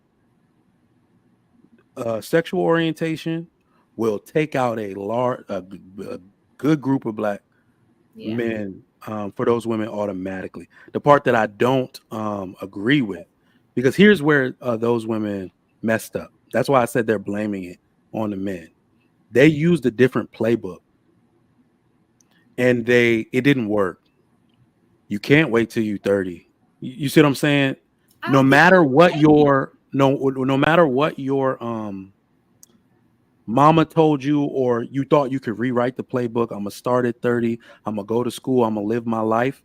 That was the worst advice ever.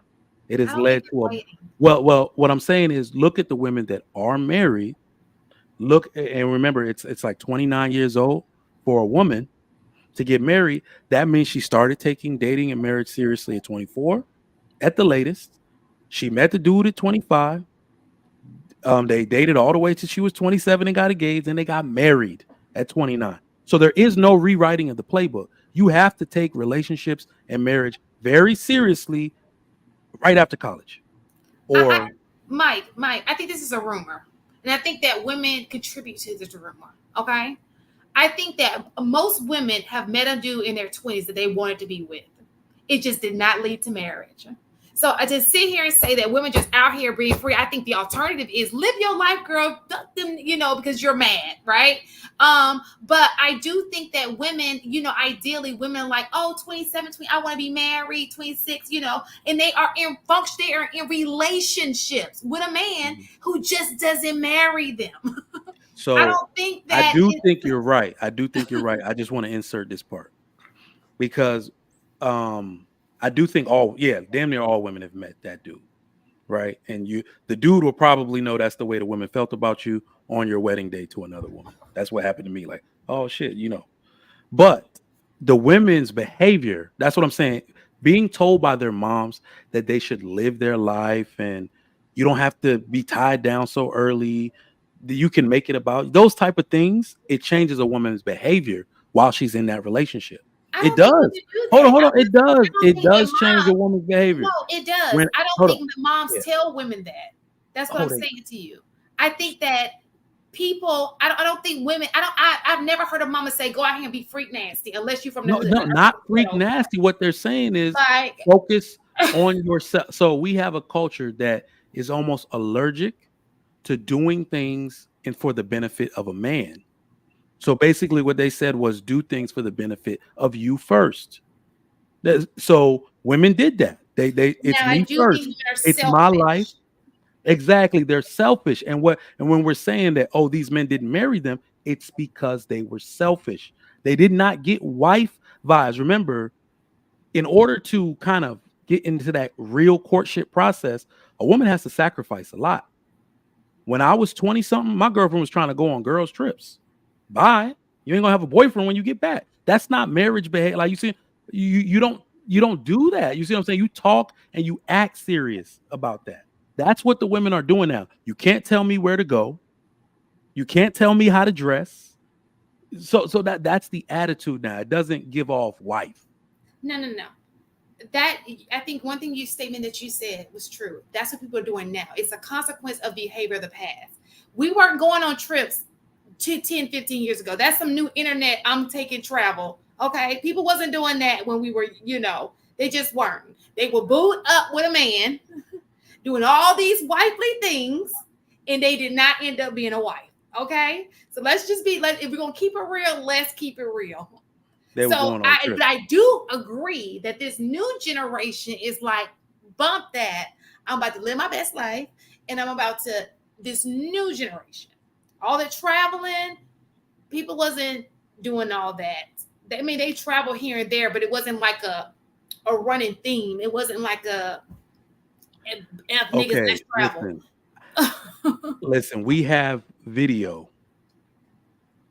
Miami, Cancun, that'll prove you wrong. The women were going on trips. Women have been going on trips. You're talking about like college day. You can't take a weekend when kids go to college weekend. So listen to what I'm saying. You can't take, so what you're trying to do is take one day that everybody gets wild or have fun, a college weekend, and you're like, but all the other 363 days of the year, she was doing the same thing she did that one weekend. She wasn't booed up. No, because sometimes the man that she loved was also there. She was traveling just to make sure he wasn't doing anything. I really think the hot girl era, I'm trying to think, it's usually centered around something hip hop related. The hot girl era was like the 2010s, I think, all of it. What I can remember from, I'm a millennial, like I graduated college 2009. All the girls, like I said, you're dating those women from college and you're still friends with them. Everybody has each other's Facebook. That was what was popular at the time, right? Every sporting event, the girls from my college, NBA draft, they was in town. NFL draft, they was in town. Miami spring break, Cancun, like the women were traveling. They were traveling. They were living their best lives. And what I can see now, because even the men didn't talk, they just kind of took it hard. Like even some of the friends that I had that did get married early, their marriages got ruined because of that. I think men were grappling with being, what do you call, labeled controlling and all of that. So they let their wives have all that freedom, and it came back and haunted them. And now they're divorced. because So, they were going on these trips. so first of all, Girls Gone Wild was not us. That was the other one. They're probably all married right now. That wasn't us. No, they're not married either. Second of all, you're telling me, because most of this is like college, going out on college weekends, right? You went and date a girl because she went to a college weekend. Even if you look at, let's take a look at the Freaknik. I don't know if you guys watched the Freaknik documentary. How it started off as a college thing. It was innocent. It was called Freaknik, but it was an innocent thing. But then other people started to raunch it up a little bit. These are not the same groups of people. Okay? There was a different level to this that took place to give it its name, is what I'm trying to say. I have a question in regards to the travel part, right? Because first I was like, are we talking about traveling like were Black women traveling like that? Because I think, and the reason I'm saying it is I think there's a difference when we talk about traveling. I'm thinking like people hopping on flights to get from one place to the other. For the most part, a lot of times when we were traveling, I thought like with Freaknik or whatever, it was people who were already in the vicinity.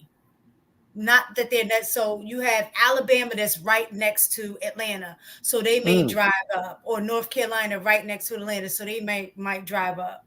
When I'm thinking about traveling, that would be like me flying in or coming all the way from New York to try to come to Freaknik. And it was so funny. It's so funny, mistaken, because I went to Freaknik. I think it was like 96. I did. But it was a different. So what I saw, I didn't see that because it was. Oh, a different, you went to the innocent freak. Oh. So no, because we're not gonna do that. But I'm gonna give you what really happened. And I mentioned this even in the beginning. There are cliques, okay? We were at the AUC campus around other college people. We were around more college-minded people, which moved a lot different than some other people who came to town. You understand? You know there's a different mentality. We're not going to even do that. So, mistaken. When I hear travel, I associate it the same way Shan just did. I did go, but I was also a virgin until I was 21. I went when I was 18. So let that sink in. But go ahead. So I associate it to what she's talking about because it just seems to me travel is the replacement for family. Like, I don't want a family, or I'm not gonna have whatever. My life is dedicated to working and traveling, to pretty much being. I think they call it a spinster back in the day. Mm-hmm. So it seems like younger women are dedicating their life to that. I'm single by choice. I can do bad all by myself. I'm gonna travel the world and work my career, and it's sad actually. Like when the men talk about feminism ruined relationships, it's a lot of stuff I push back on, but something had to give in between the time of women being able to actually compete and get jobs that paid more than the men and the expectation of men. Like, that needed to be addressed at some point collectively in our ideology.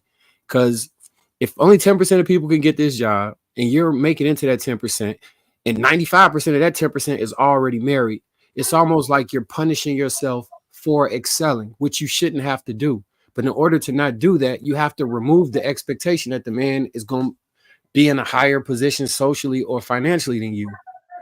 Like, I think that, like, if you like, because I would never want to say I don't want Black women to make money. I want them to make as much money as they possibly can, right?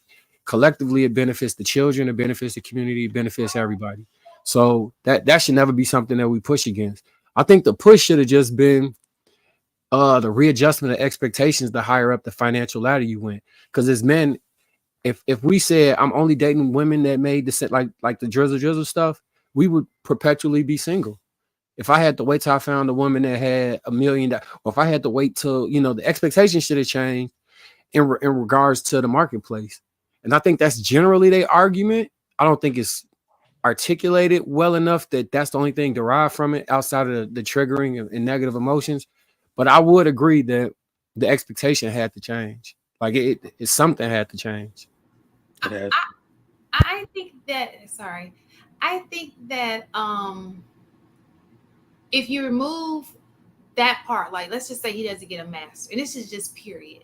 I think what will work is if he's at least well versed, like if he goes out and experiences things, he learns in other areas, right? He reads, like Ina said, formal education is not always the way, right? Sometimes you can read, you can travel the world, not for girl women, but just to actually understand cultures, because people learn through that way. There's so many different ways to educate yourself. And I think that that's what women are looking for more so than when they look at men who are not educated, that's what they're looking for. They're looking, can he fit into this crowd, right? Can he carry on a conversation with these people that I'm going to have him around because my job, because we have to go to functions because of my job? You know, is he my equal counterpart, not necessarily financially, but mentally? Is he mentally stimulating? Can he, does that make sense? Yeah, it makes sense. Does he move like a man with value? Like the way he carries himself, you know? Not only does it make sense, I think it's very condescending when those women like pretend like there aren't enough refined black men for them.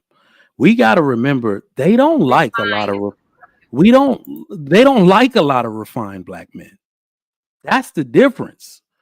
I use the what's his name? Childish Gambino. What's his real name? Donald Glover. Donald Glover. Look at Donald Glover. Like, look at him. When I was in school, black women did not like dudes like Donald Glover. Super artistic, super smart. I call the Donald Glovers of the world the men that can exist in any room. You see what I'm saying? He can exist anywhere. He knows the customs. He speaks properly. He can conjugate a verb. Oh, I got you. They don't black women don't like their version of a refined black man, like all the time. And they do. No, I'm saying all the time, right? He's considered sassy. Yeah, so it's like, I mean, you got to give some leeway. I think it's cap when they pretend as if there are more of them than there are of refined black men. That can't be. What she wants is you just up that blue collar worker, right? He work out, his body's worked out. He fine as crap, right? They want that guy to be refined. They want ghosts from power. That's what they want. Ghosts from power. It's just I sell drugs. And I look good. Don't do that. Don't do that. That's you know what it is. It's kind of like the opposite of what y'all say. Y'all say like y'all want a wife, a freak in the sheets, but classy in the street or whatever. It's kind of the same thing with the women. They want a man that you could take them from the hood to the boardroom, right? It's the same. You see that picture, that guy with the NASA with the plasma man. But I know he's too young for me, but I was like, with both of those qualities that you find attractive. So a man want a freak, but they don't want everybody else to know that their woman's a freak. So she has to carry herself a certain way. Mistaken. Let me tell you why. Let me give y'all an example. Y'all were on social media today. That like manly, but we need to also be able to go in places where all of that, like, know how to smart niggas can't put it down in the bedroom. That's this is what I meant to put down. This is what you said, Mike. Now smart niggas can't put it down in the bedrooms either. No, that's not what it is I'm at not all. saying that's not what. No, we're saying we want a smart dude that look like that. Right. All right. So we want that body with his brain. I think we all witnessed something last night that's gonna prove my point. All day on social media today, you saw memes and clips of the NFL draft dudes, and they kept going by all of them. And who was next to all of these men? Their white girlfriend. Their white girlfriend was with them. That was interesting to me. Like the top ones from the hotel, they had her in a nice dress. Mama was holding her hand. She was on the sofa with the white girl. So that's what I'm saying. NFL is not a prize to me. So our women and our women need to understand that not only should you stop using formal education as a marker for intelligence or to be matched with a mate, you have to ask yourself, Are we more skilled than our men? Found those white women. First of all, first and foremost, please don't use an NFL player as the No. I'm this is what I'm saying.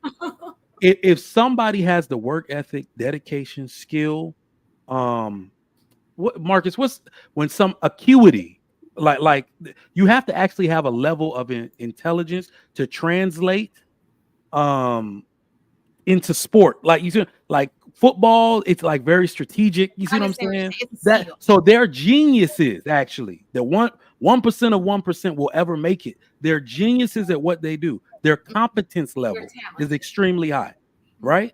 So that's what I'm saying. That level of black men that can reach to that level, they need to start looking at it like, how did this girl see this dude for what he was and end up on this sofa on this couch? But yet he's 40. She knew who he was when he came to the school. Go ahead.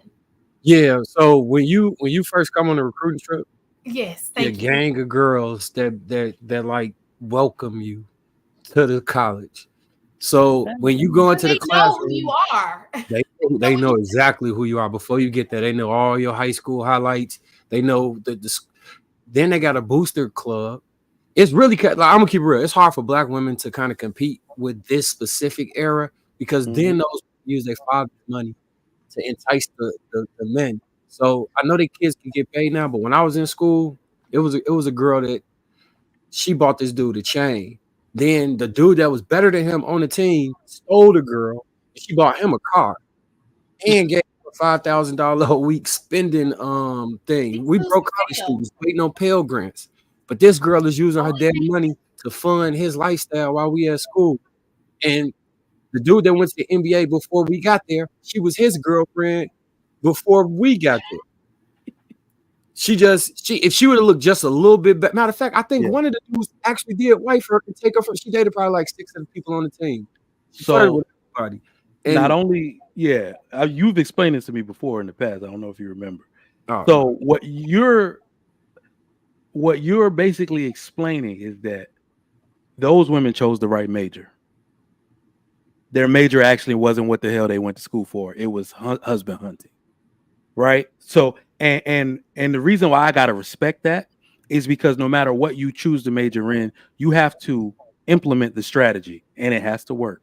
And we see it at work. So that's all I'm saying. It's like that. Trigger Mike. Yeah. The issue with that statement is black women could have wanted to be down for a man, but they just don't have the resources that Shorty was able to provide.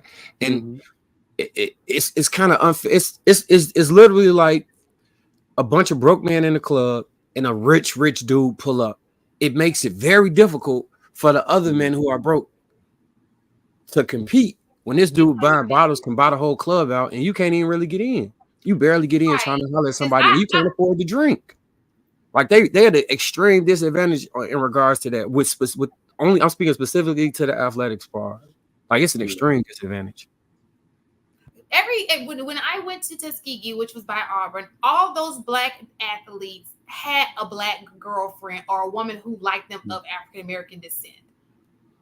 Now, whether they chose one, it's not like black women are not trying to date black athletes. Like they're not there for them. One thing about so we're not going to do is we're not going to pretend that black woman, when she's in love with you, she don't go hard for you. That's what we're not going to do. And that happens even in college. If you didn't have a black woman going hard for you in college, it's you. Because most men had a black woman who was going hard for her in college. That's one thing black now. Maybe we do it a little wrong. Maybe there's a little attitude, emotional that goes along with it. But when you got a woman who's down for you, so we can, I can agree that it's a little tweaking that needs to go on. Maybe we need to learn some other characteristics that may be a little bit better. You can't afford that attitude at all. At that level, that attitude is, you got to think, it's like at a certain level of beauty, most women kind of resemble each other. They all kind of like when you like mistake. I don't know if you've been at any when at your brother's wedding. Almost all the wives looked similar, didn't they?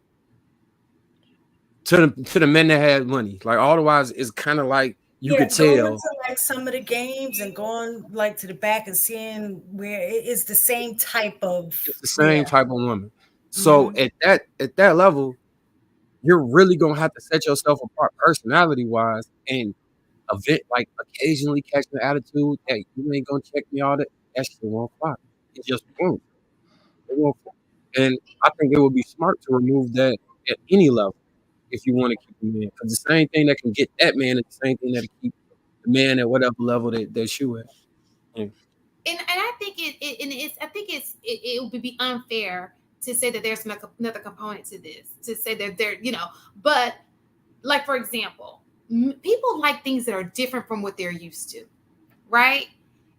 You give a chance to something that's different. Women like money because, dang, I grew up poor. I want a man. I don't want to do that no more. Same thing with men. They be like, damn, I'm used to black women. Let me try this new thing. You know what I'm saying? She different. Yeah. She brings something different to the situation. So that's just a human, that's what just humans do. It's like you're trying to get something on a different level. Like he said, they all look at the beauty standard. They all here. So how can I top that? And to them, that may be them feeling like they topping it. So I'm going to bring it full circle to the topic. Because now it just dawned on me, like, why, that perpetually single by choice thing is happening. And, me using the NFL draft, what it is that it's not only fear, it's not only women operating off fear, scarcity, and lack. I'm going to read y'all a quote from like some shit that it's actually something, because when you said every man has had a black woman in college, that was my college girlfriend. She was down for me. She just had bad behaviors, that let someone else take me. Yeah, that let me stray away from her. I literally thought my whole life, I'm sorry, during college, like, this is gonna be my wife one day, so this quote says, relationships never offer a guarantee, and they always require work, and therefore they don't work for people that aren't willing to work, and they don't work for people that aren't willing to work without guarantee. And that, to me, is what's going on with the single by choice type of woman. She's not willing to sacrifice unless there's a guarantee, and there are never guarantees in relationships. Yeah. So that's why she only wants to mess with men on her terms so she can feel in control. I can let him go at any time. He can leave. This is my world, my space, whatever, what have you. And that's why not just, white women or anything, any woman that is willing to take the risk, because that's the way it works in business, relationships, love. If you are willing to risk and sacrifice and you understand there's no guarantee, those are the women that win most. They win most. Yes, they win most. They do not. So what I'm saying is those white girls can get played. Dude can play the fuck out of them. They could. But what we see more oftentimes, Patrick Mahomes, all these dudes, it's like, if I do this the right way, I might just come out being his wife. There's no way I can ever get that position without making the sacrifice. I think that's the difference, though. I think that so I think that women are taking the risk by being there for the guy, right? I think the problem is there's a disadvantage, and the disadvantage is this young lady has lived and she's seen how to, I like to call it the art of finesse. There's actually a book, it's called The Art of Finesse, right? Maybe your mom was a finesser. If you're giving out gifts, she probably finessed the husband, right? So the daughter is going to be a lot like the mom. She knows the things to say. She knows how to move. She knows, and he's never been, because black women going to keep it real. We going to be like, it's that tough love. But when you're working with the art of finesse, that can work on an 18, 19, 20-year-old. And I think a lot of times, and I'm not all of them, a lot of times those women learn that from their mothers. Yeah, I think it's interesting, because I will come to the defense on some black women in this regard, that they can exude the same attitude that the other females can exude, but it will be more taxing and it will be more of a knock against her than the other types of women. Because I ain't seen a number of rich guys with these weird, unruly white women or Asian women, and they just keep having them doing this in their ear and stuff like that. There's a number of men that were played sports and stuff like that, and they still got married or in relationships with those type of women, right? It's just that sometimes, like, I kind of agree with this, that sometimes when a black guy's with a black woman, we hold a different level of tolerance for the back and forth that we interact with. We don't tolerate as much of the attitudes of some black women, especially if you get to certain levels. But I don't agree with the idea that we were talking about earlier, which is that women weren't traveling. They were going to schools out of state. They would travel for family reunions and stuff like that. Women were getting around. Matter of fact, a lot of women that I know, they had I call it the frizzle idea. You know, get messy, make mistakes. Your 20s is for you to quote unquote to experience life. And then once you get older, and you find yourself, and even Miss Taken was talking about, you got to learn yourself, you got to know who you are, and this, that, and the third. How long does that take? It can take a lifetime to do that. So if that's what women are waiting for, to experience and learn and go travel and go do this and figuring out what they like and finding themselves and identity and stuff like that, all that stuff take time. So then if you just tack on that, hey, I'm seeing what happened to the other women, and their relationship didn't last the marriage. So I'm really about to focus on me, because I'm finding out that brothers ain't loyal, even though I'm doing quote unquote what I'm supposed to do. But that leads me to Trigger Mike's point and what we have talked about before. There's no guarantees, and that women are getting upset because they aren't receiving the benefits of the things that they were investing into relationships. But when the shoe's on the other foot, a lot of women laugh at the guys that give these women money, they give them time, they give them all of these things, and then they get played by these women. Literally saw a woman the other day. She was dating this dude, well, kind of in the beginning talking stages. You She know made her, a or you just saw her? Because you. I don't know her personally. She just talked about this situation, Oh. right? She said that there was a guy that was kind of interested, and she made up this story that she ended up in an accident, right? And she ended up in an accident with her car, and she used the story of that accident to get 2,000 from this guy for some reason, right? Then she realized that the money that he gave was going to probably insinuate to him that he should get a reward, sex or something like that, right? So you know what she did?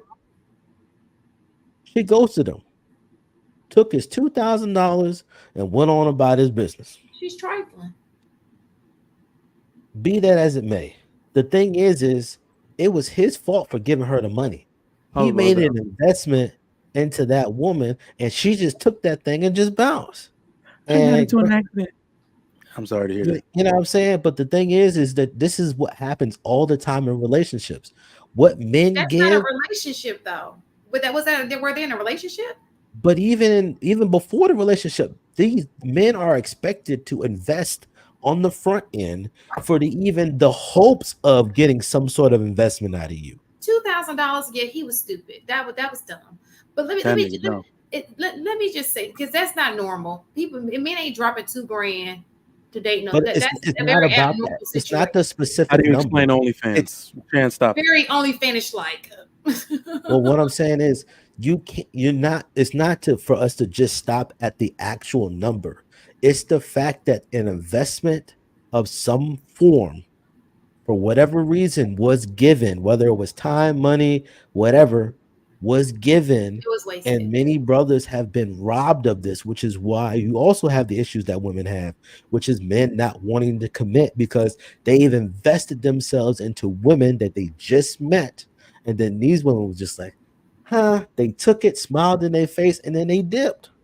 Well, that's to me is a poor like you give somebody $2,000. That's just dumb decision making. That's a We poor. agree. Everybody agreed that was dumb, and he got But played. so even if he gets played, let's just say let's compare the two. Even if he gets played and he lost $2,000, you can always make $2,000 back.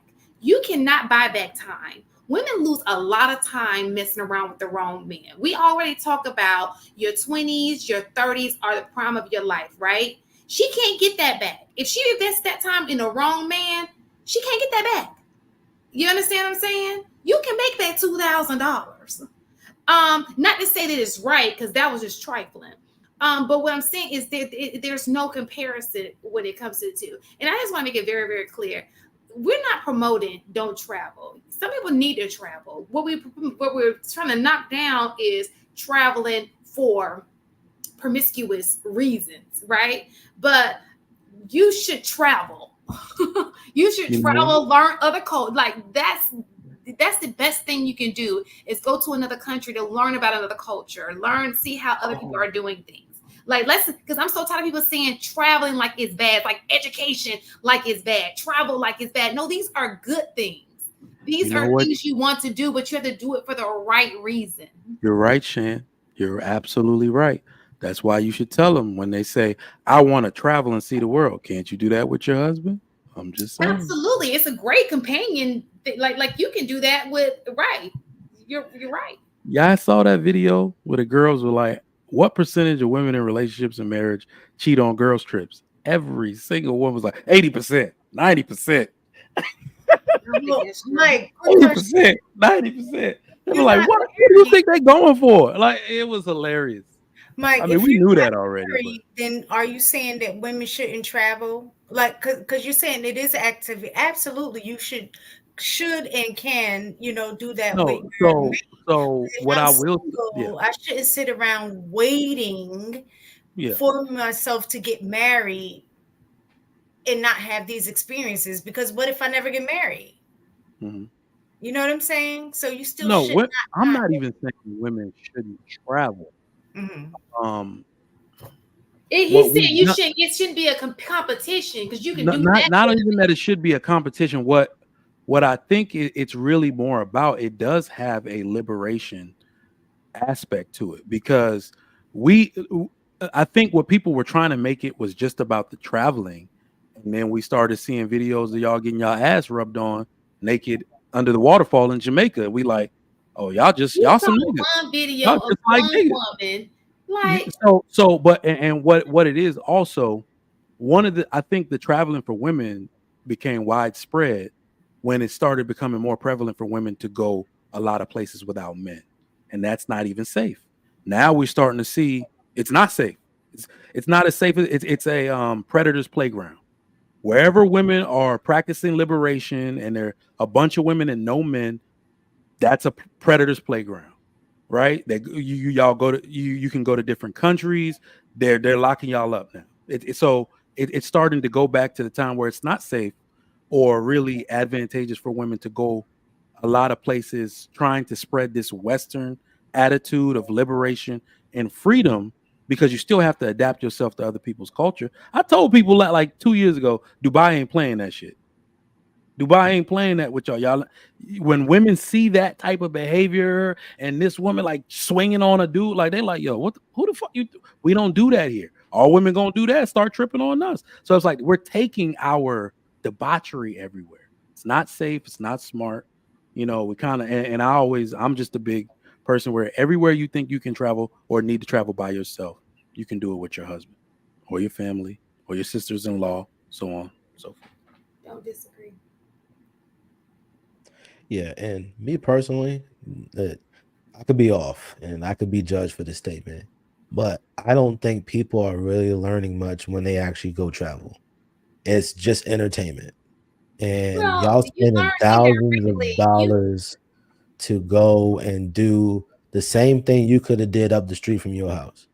You did it in a new place, in a new country, because oftentimes people be like, they let their hair down, they have a great time, they experience this culture, and then they go right back to their bubble. So what you really just did is you just had a nice time out of town. and then you come back and do the exact same thing you did before you left. And what much about you that changed when you left? You weren't supposed to change. You're supposed to just learn. You're just learning, right? It's not about changing. You're not going there to be like, I want to be a better person. I want to be just like them. That's not what you're going to travel for. But it's good to know, like, oh, I see how the, Chinese, when I go to China, I see how Chinese do it. I like that. I dislike, you're just learning about a culture. It's not there to change. You can read a goddamn on book. It is the internet. There's all these goddamn on shows. You sound like my granddaddy. You can read a book. It's totally different reading about an experience as opposed to experiencing the experience. It's the country's thing I've heard in my life. Yeah. Like reading about the pyramids was very different than me actually having the opportunity to go to Egypt and see it firsthand. I want to see that. When we went to Ethiopia, I didn't even know. Like we ended up going to a museum. I did not know that Christianity started there. You know what I'm saying? I wouldn't have known to look that up. You know what I'm saying? Because that just wasn't something that I thought about. But being in that environment, going to Ethiopia directly, going to the museum and reading these things, I'm like, oh shoot, I just learned something. So yes, people do go to travel to learn things. I'm not saying that everybody does. Everybody's not into museum. If you're not in a museum here, then more than likely you go travel, you may not go to a museum there. You know what I'm saying? Or you may be open to going to a museum there because it's like you said, we like different things. But there is a way to travel, and it's not always about getting your back blown out. You know what I'm saying? It's mostly not about that. So this is the thing right here. So it's kind of like saying, so this is the problem I have with men, right? They have a way of making it, they take a few things and make it seem like it's all women. Like that's the exact same thing white men do to black people.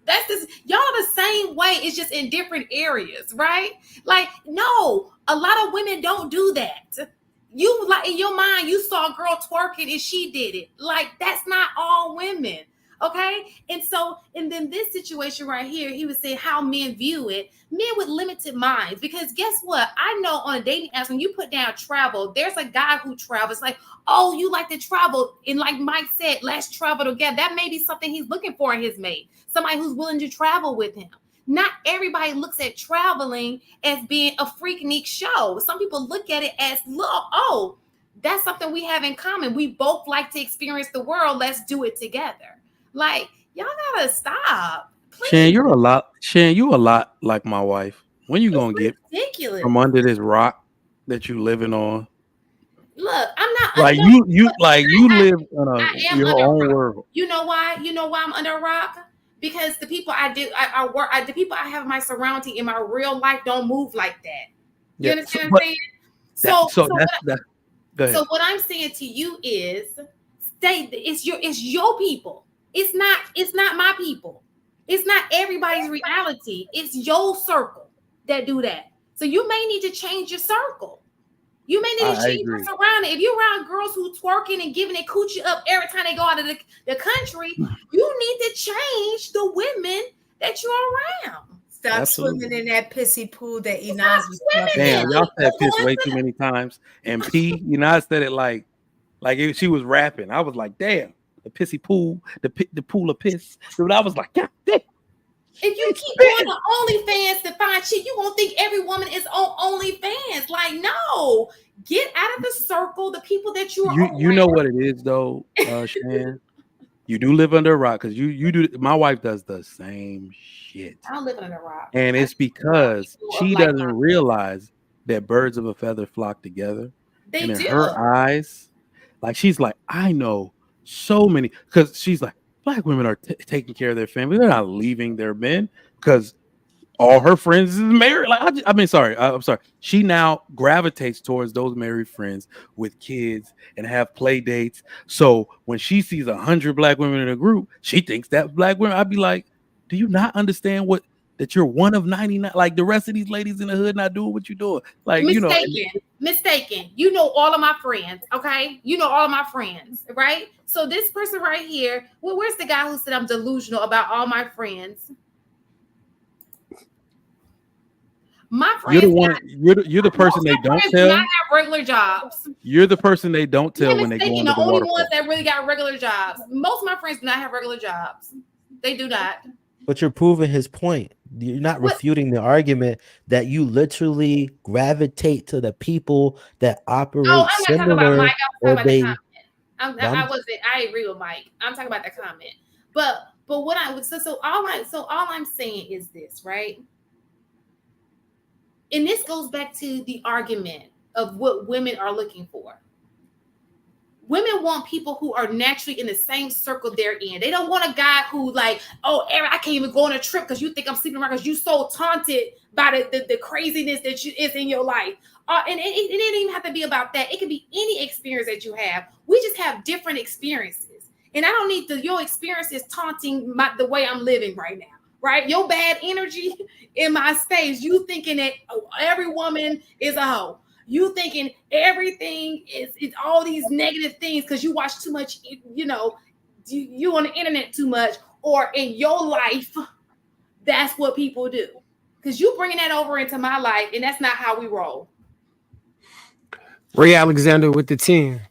Is the problem that men attempt to date women who are out of their socioeconomic lane? Those same men get frustrated that they're not. Oh, I'm sorry. I didn't mean to do that. Go back. Do that again, Marcus. My apologies. Oh.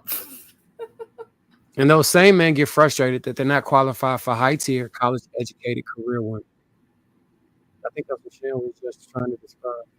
Truth and reality undefeated. I'm Little Red Ranger. 499. Nug get them from 18 to 30. 2 kids later and 30 pounds heavier, they turn into sapiosexuals and want a stable man. Nug left no meat on that bone.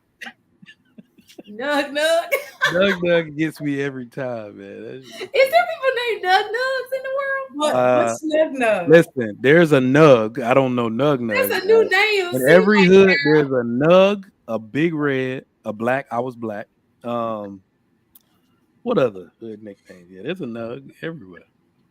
Man. No more. Yeah, that's what I said. Man. Yeah. Man. No, there's man and then man. Two people, two different people.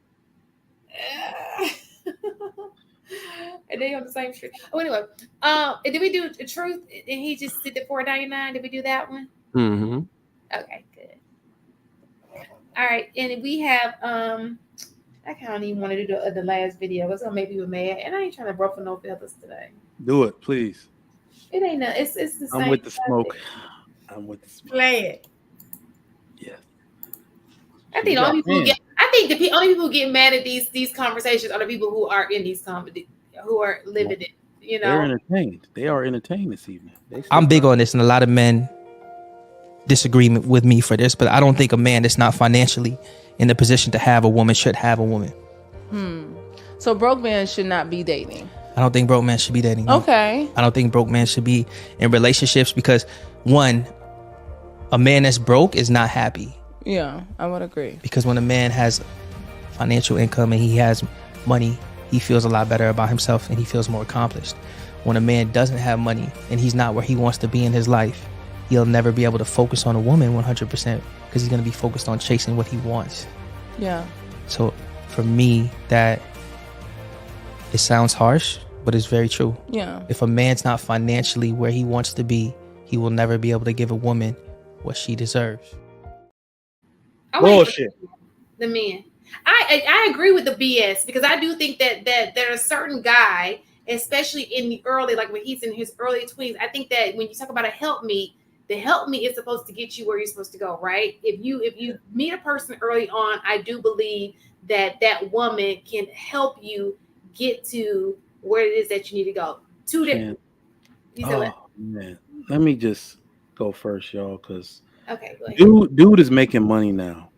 I think that's the dude.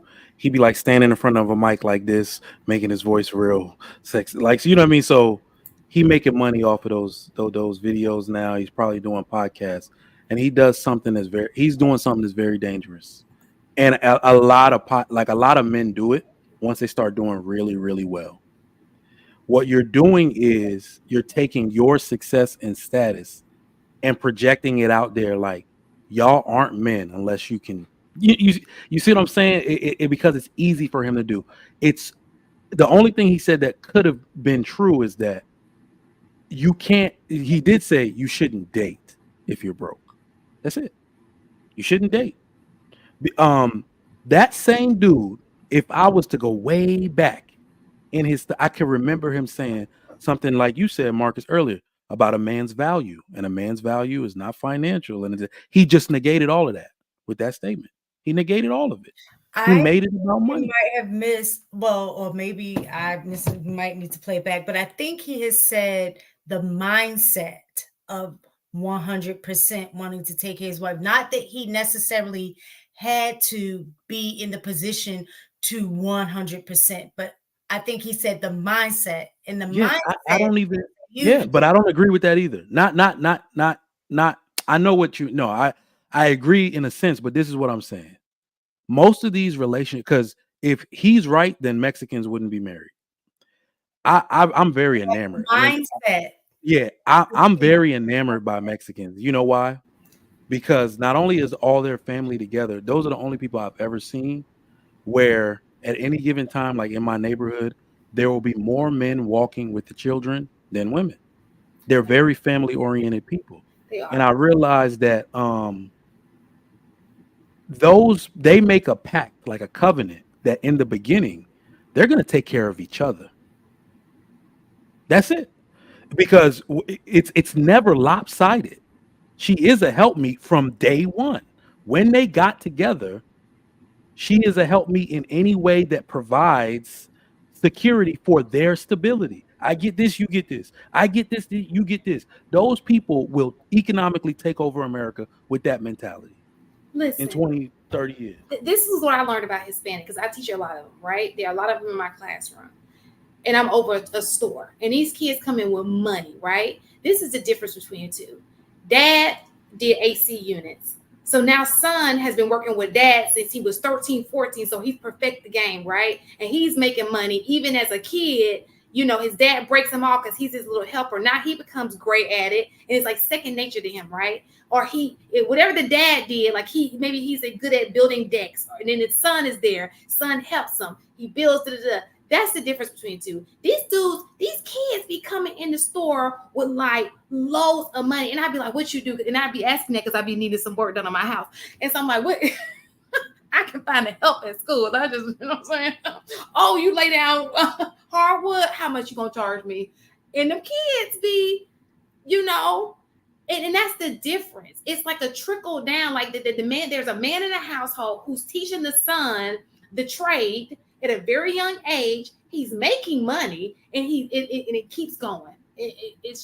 That's how it works. They just move a lot different than we do. Oh, and they become perfect at what they do because they've done it all their lives. It's about function. It's not about disrespect or what role do you need me to play for this family to function? And it's interesting to me that in those particular structures, everything happens naturally.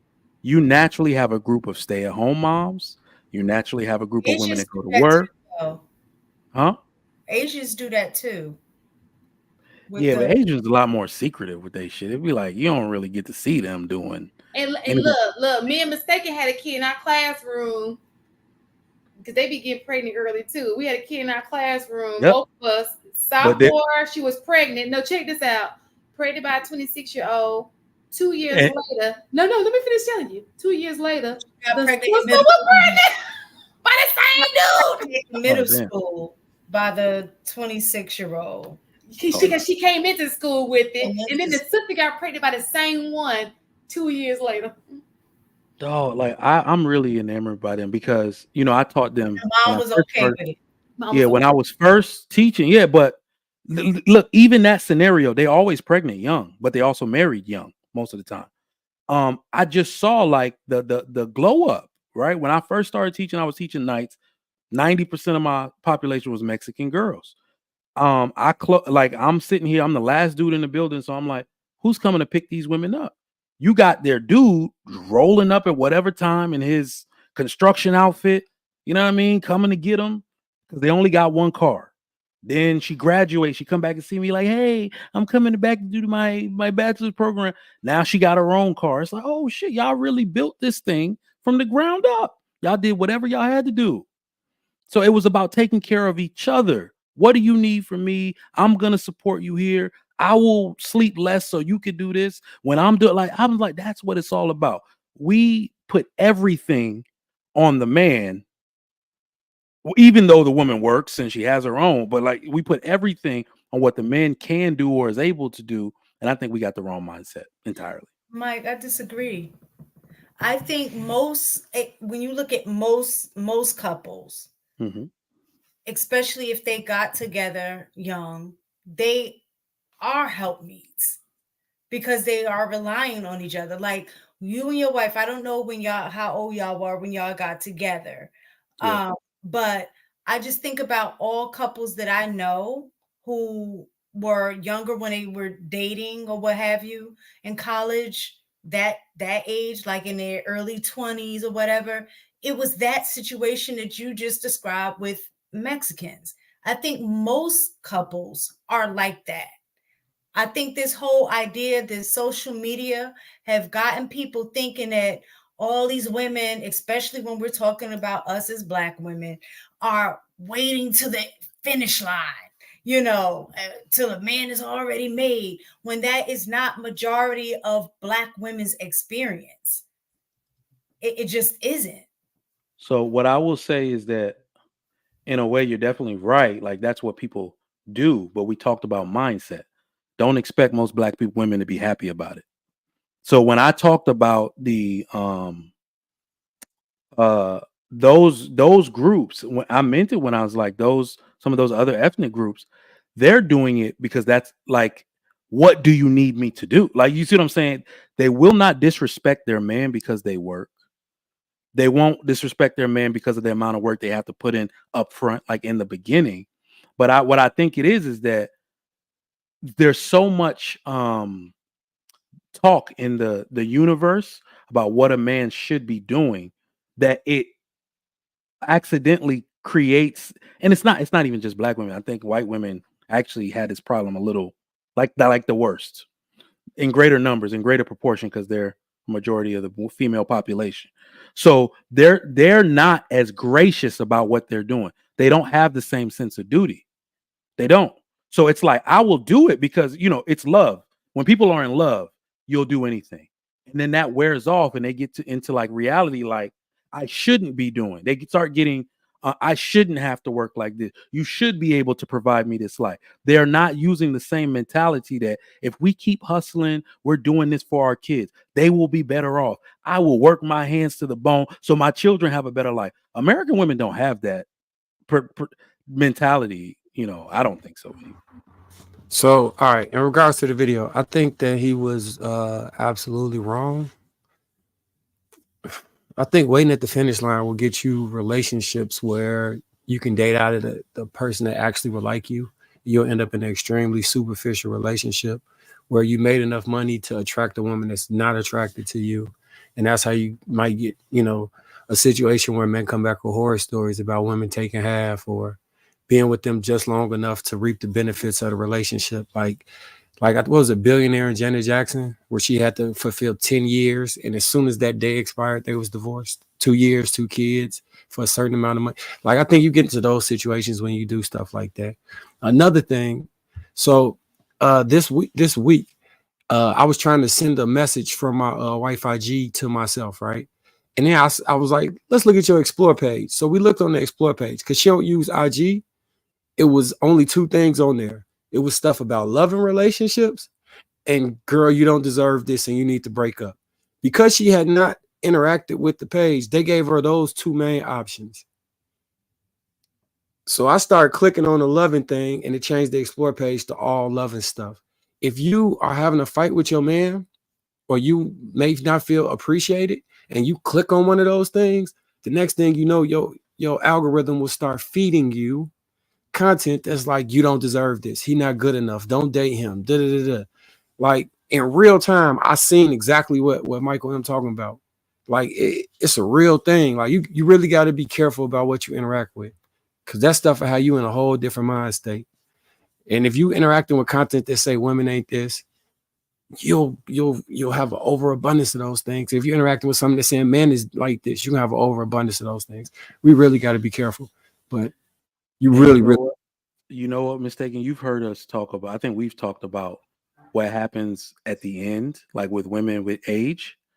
They start to like naturally want the deprogramming, like, oh snap, was I wrong? Like you know, they start to weigh that programming against how they actually feel and some logic, and they're like, well, do I actually feel this way, or was I told this stuff and just believed it?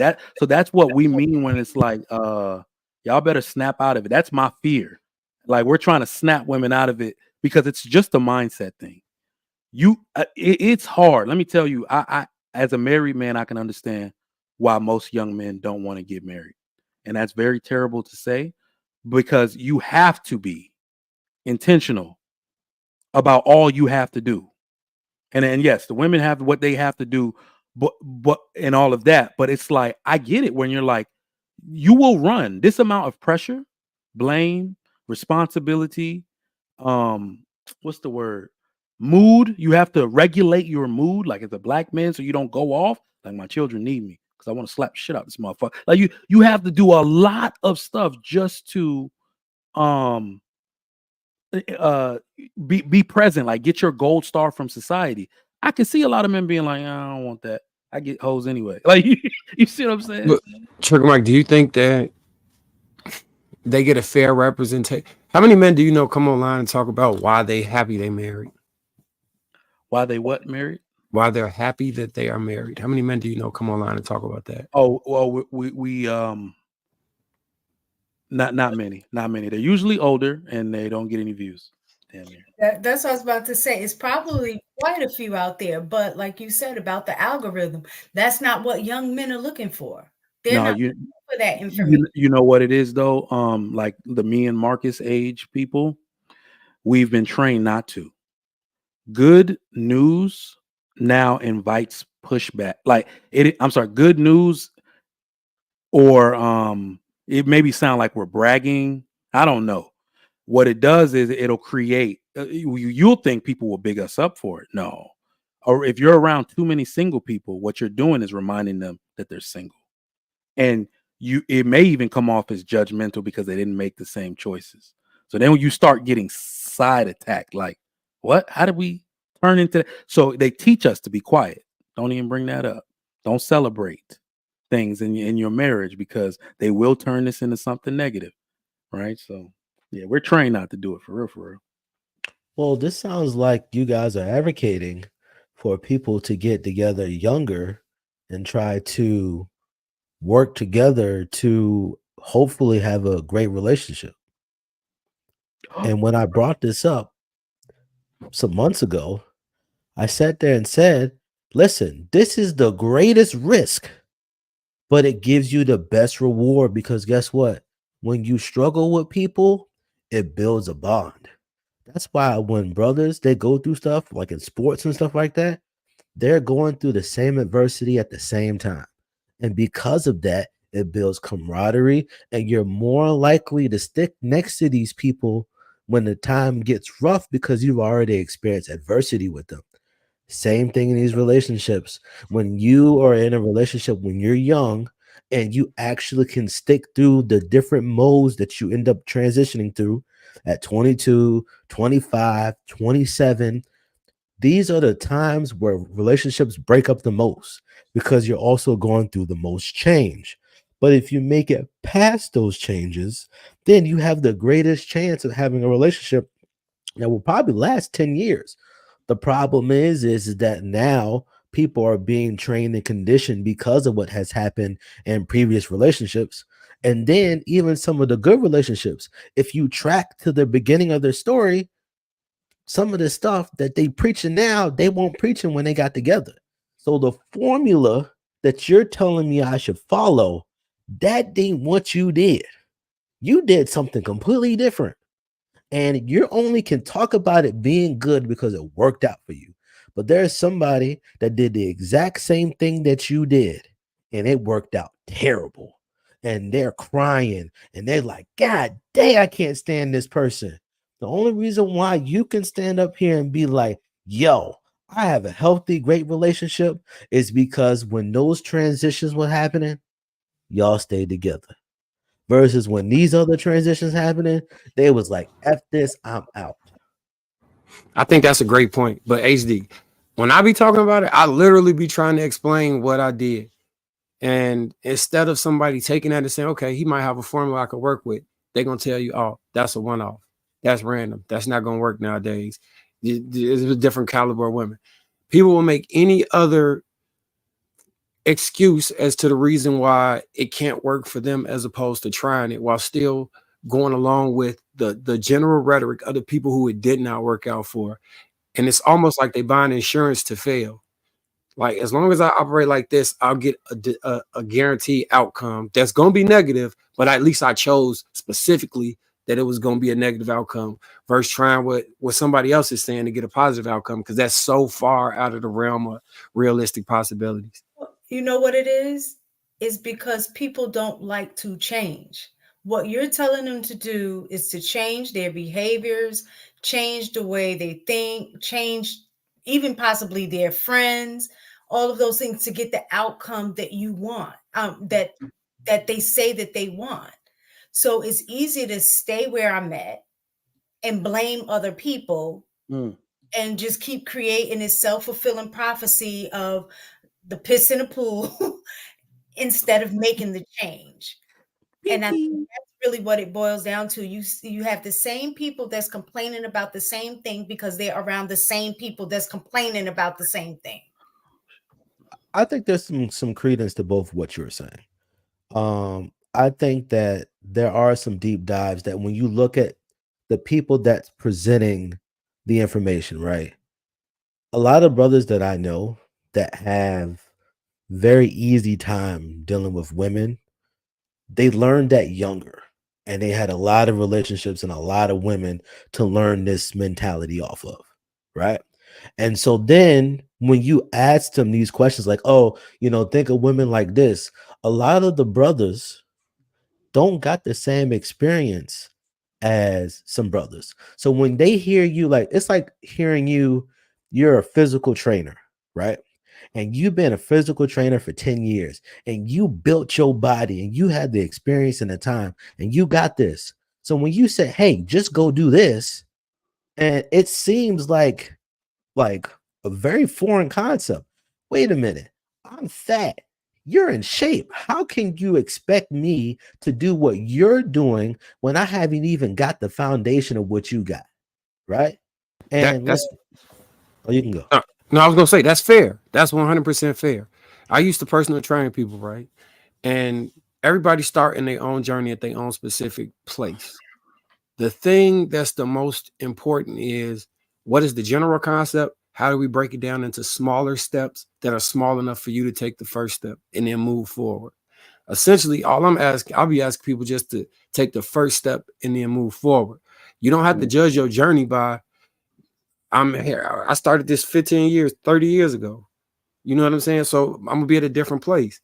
It's not a comparative analysis. I'm saying, hey, I made these mistakes. You could get here quicker if you just look here. This is I did that what you're about to do. Just don't do that. This is how you get from point A to point B with the least amount of veer-offs as possible. But that's not, it's you be around. You know. Yeah. What you were saying too, that person may look and be like, oh, I'm fat. You have no idea, but you may not necessarily know that person's journey. That person probably was fat too and had an experience which pushed him to get to where no, I'm serious. Get him to where he is, and now he's trying to give you the game, but you don't want to listen. I'm trying to figure out who's fat. Like, when did we start talking about weight loss? No, HD just brought up a point about a personal trainer and the guy saying that he's fat, so he can't relate. But what I would say, going with that same analogy, is the fact that that personal trainer, you only see the end result, but you don't know the work that the trainer put in and what pushed him to get there. What I'm saying is that the idea is that personal trainer could have been fat. So using that analogy is the same thing. Mark is saying, I'm trying to give people the game, give them the steps to have a marriage or get a relationship the way that I did. But they don't necessarily want to make those adjustments and changes to do that. I think you're correct. And I think you're so correct that that's also one of the biggest things which a lot of people, when they hear the good stuff as far as you got this great relationship, they only are hearing and being presented with the positives. They're not being presented with the journey or the negatives that they experience in the relationship. And I think that's a lot of the reasons why some people, now granted, there's a lot of people, it don't matter what you say, they just gonna be pissed off, right? But I think that is the most accurate statement I've ever heard from you, which is that oftentimes what's being presented to them is snippets. You only say, oh, I got this great relationship, and oh, it's great. I can't blah blah blah and blah blah blah and all this other stuff. And people tune out because they're like, there's no balance to what you're saying. All I'm hearing is all the healthy, all the good stuff. I don't know how long it took you to get to this point. I don't know how you learned it. I don't know where you came from, what you did. I only see the snapshot of XYZ. And that makes me upset because I ain't got nothing to bounce it off because it seems so far from me.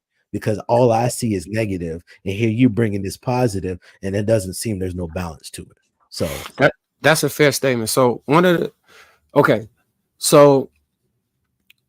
things that I noticed about people who kind of have similar ideologies as me is that we don't dwell in the negative.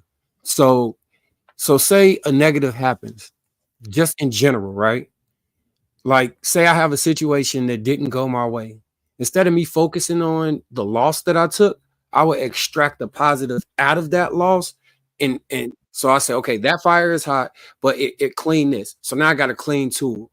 Let's move forward with the clean tool. Not to say that nothing can ever happen on the bad side. It's just I don't view negativity the same way where I want to wallow in it. I'll try and derive something that I could pull. Like I use, like when I was hooping, I used to use the death of my father, the death of my cousin, the death of my friend, being homeless, not as a negative. I always thought those things were positives because they pushed me further. It was like that's where I derived the sense of ambition from. So I don't view it that way. And I get when people be like, well, we need to know what a starting place is. That's a different question than what's bad in your life. If you ask me what's bad in my life, I could find something, but I don't really view it as bad. I view it as something that's either in transition or that I haven't adjusted or given enough adequate time to. So it's a general shift in perspective. So like, say, using your personal trainer example, say I was 1,000 pounds, right? Like one of the people who was invalid couldn't walk in them videos, they be having a hoist out of the house. Just getting up and making it to the bathroom might seem like a difficulty, but my mind would tell me, hey, yesterday I couldn't get to the bathroom. So as long as I get from my bed to the bathroom, I'm winning. I just got to build on that. I got to add another step. Now I can make it from the bathroom halfway to the kitchen. Okay. Now the next day I come back, I can make it into the kitchen. And I wouldn't focus on the fact that I can't make it to the kitchen, but I made it to the bathroom yesterday. It's a general like shift in perspective. You understand what I'm saying? yeah, So listen, you ain't got no problem out of me. It's yeah, just that when you're talking to a masses of people, this is the reason why through history there's usually like one or two leaders and the rest of the followers. Like most people don't have that ability to be able to use even the most, what some people would consider, minute experiences and actually translate that to like the scale and some level of growth, right? Mhm. Most people don't have that. That's the reason why most people don't have a lot of money, is because in order for you to have the mindset to keep going, even when you hit a wall, everybody ain't got that. That's the reason why so many people seek self-gratifying things, because it's easier to go for those things and the growth is little, and you'll keep going after this little growth instead of actually going for the long-term growth. So when we're having these conversations, you know, a lot of the people, which is further proves everybody's point, which is it's hard to not see your bubble when you're around people that are in that bubble. We're in different states, different cities, but we still have a similar mind and we operate a certain type of way. And the audience that gravitates to our show, of course, we're going to get people that gravitate to the show that are sitting here saying, there's no reason to watch this show. It's the same thing as boring. Like, I read some of the comments, but majority of the people that watch the show, there are certain type of people and they digest things differently. So even though we're trying to speak to a general issue, the people that are going to gravitate to this channel are still going to be similar people to us. That's fair. So, you know, my only gripe when we have me and you, we have certain conversations is because it's almost like I don't necessarily feel like, what's the word I'm looking for? I don't have the word for it yet, but when I figure it out, enough of the bad, that I acknowledge enough of the potential for harm or the potential for things to go wrong. Maybe that is too optimistic. Maybe no, I'm fine with the optimism. I think for me personally, I think that I ignore gifts I have and pretend like other people should just have the gift. I think that it takes time to develop that which you developed.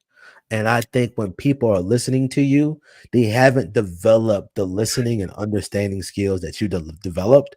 So when they hear you easily deduce and flip and switch and move, when they haven't developed that, it's just like, you know, a lot of people be looking like, what? Like, how? Like, when I can understand what you're trying to do, because you filter everything out and then you did all the heavy lifting in the beginning, and then you present a finished product. Me, I'm like, all right, it depends on what was asked, who asked it, and I kind of don't do all that extra filtering, and I kind of just like, I don't do as much work as what you do when you present things. I just be like, listen, that's just not what he asked, that's not what he said. But you have the foresight to be like, hey, listen, you can cut all of that if you just do this, right? And sometimes I just don't do that, and I just like sometimes don't think it's necessary. I just like to commend my sister Inaz for her incredible posture. Every time I look away and look back, you don't fucking move. Like, I've never right, and I'm all over the place. Like, I thought your camera was frozen. I was asleep. Yo, you have a career in journalism, TV, like just, you know, most of them are just back straight. Oh, it's hilarious. You're right. It's literally she's in the same picture, same in the angle, same in frame. the same That's spot. what I'm like. I'm like, her camera frozen. Even when she was eating, it wasn't even looking like her mouth moved. It literally was just like this. I said, is she eating? Did she master eating too? I saw everybody eating. I saw Miss Taken grab a snack. I didn't see Marcus grab a snack. Shan, I had some grapes. I was like, God dang, maybe I need to get a snack. Is it snack time? We need a snack segment. Hey, it's snack time, guys. You know, while we read super chats, grab your snacks and we're gonna have a good time. You know, I was like, God dang, bro, I missed out on the snack train.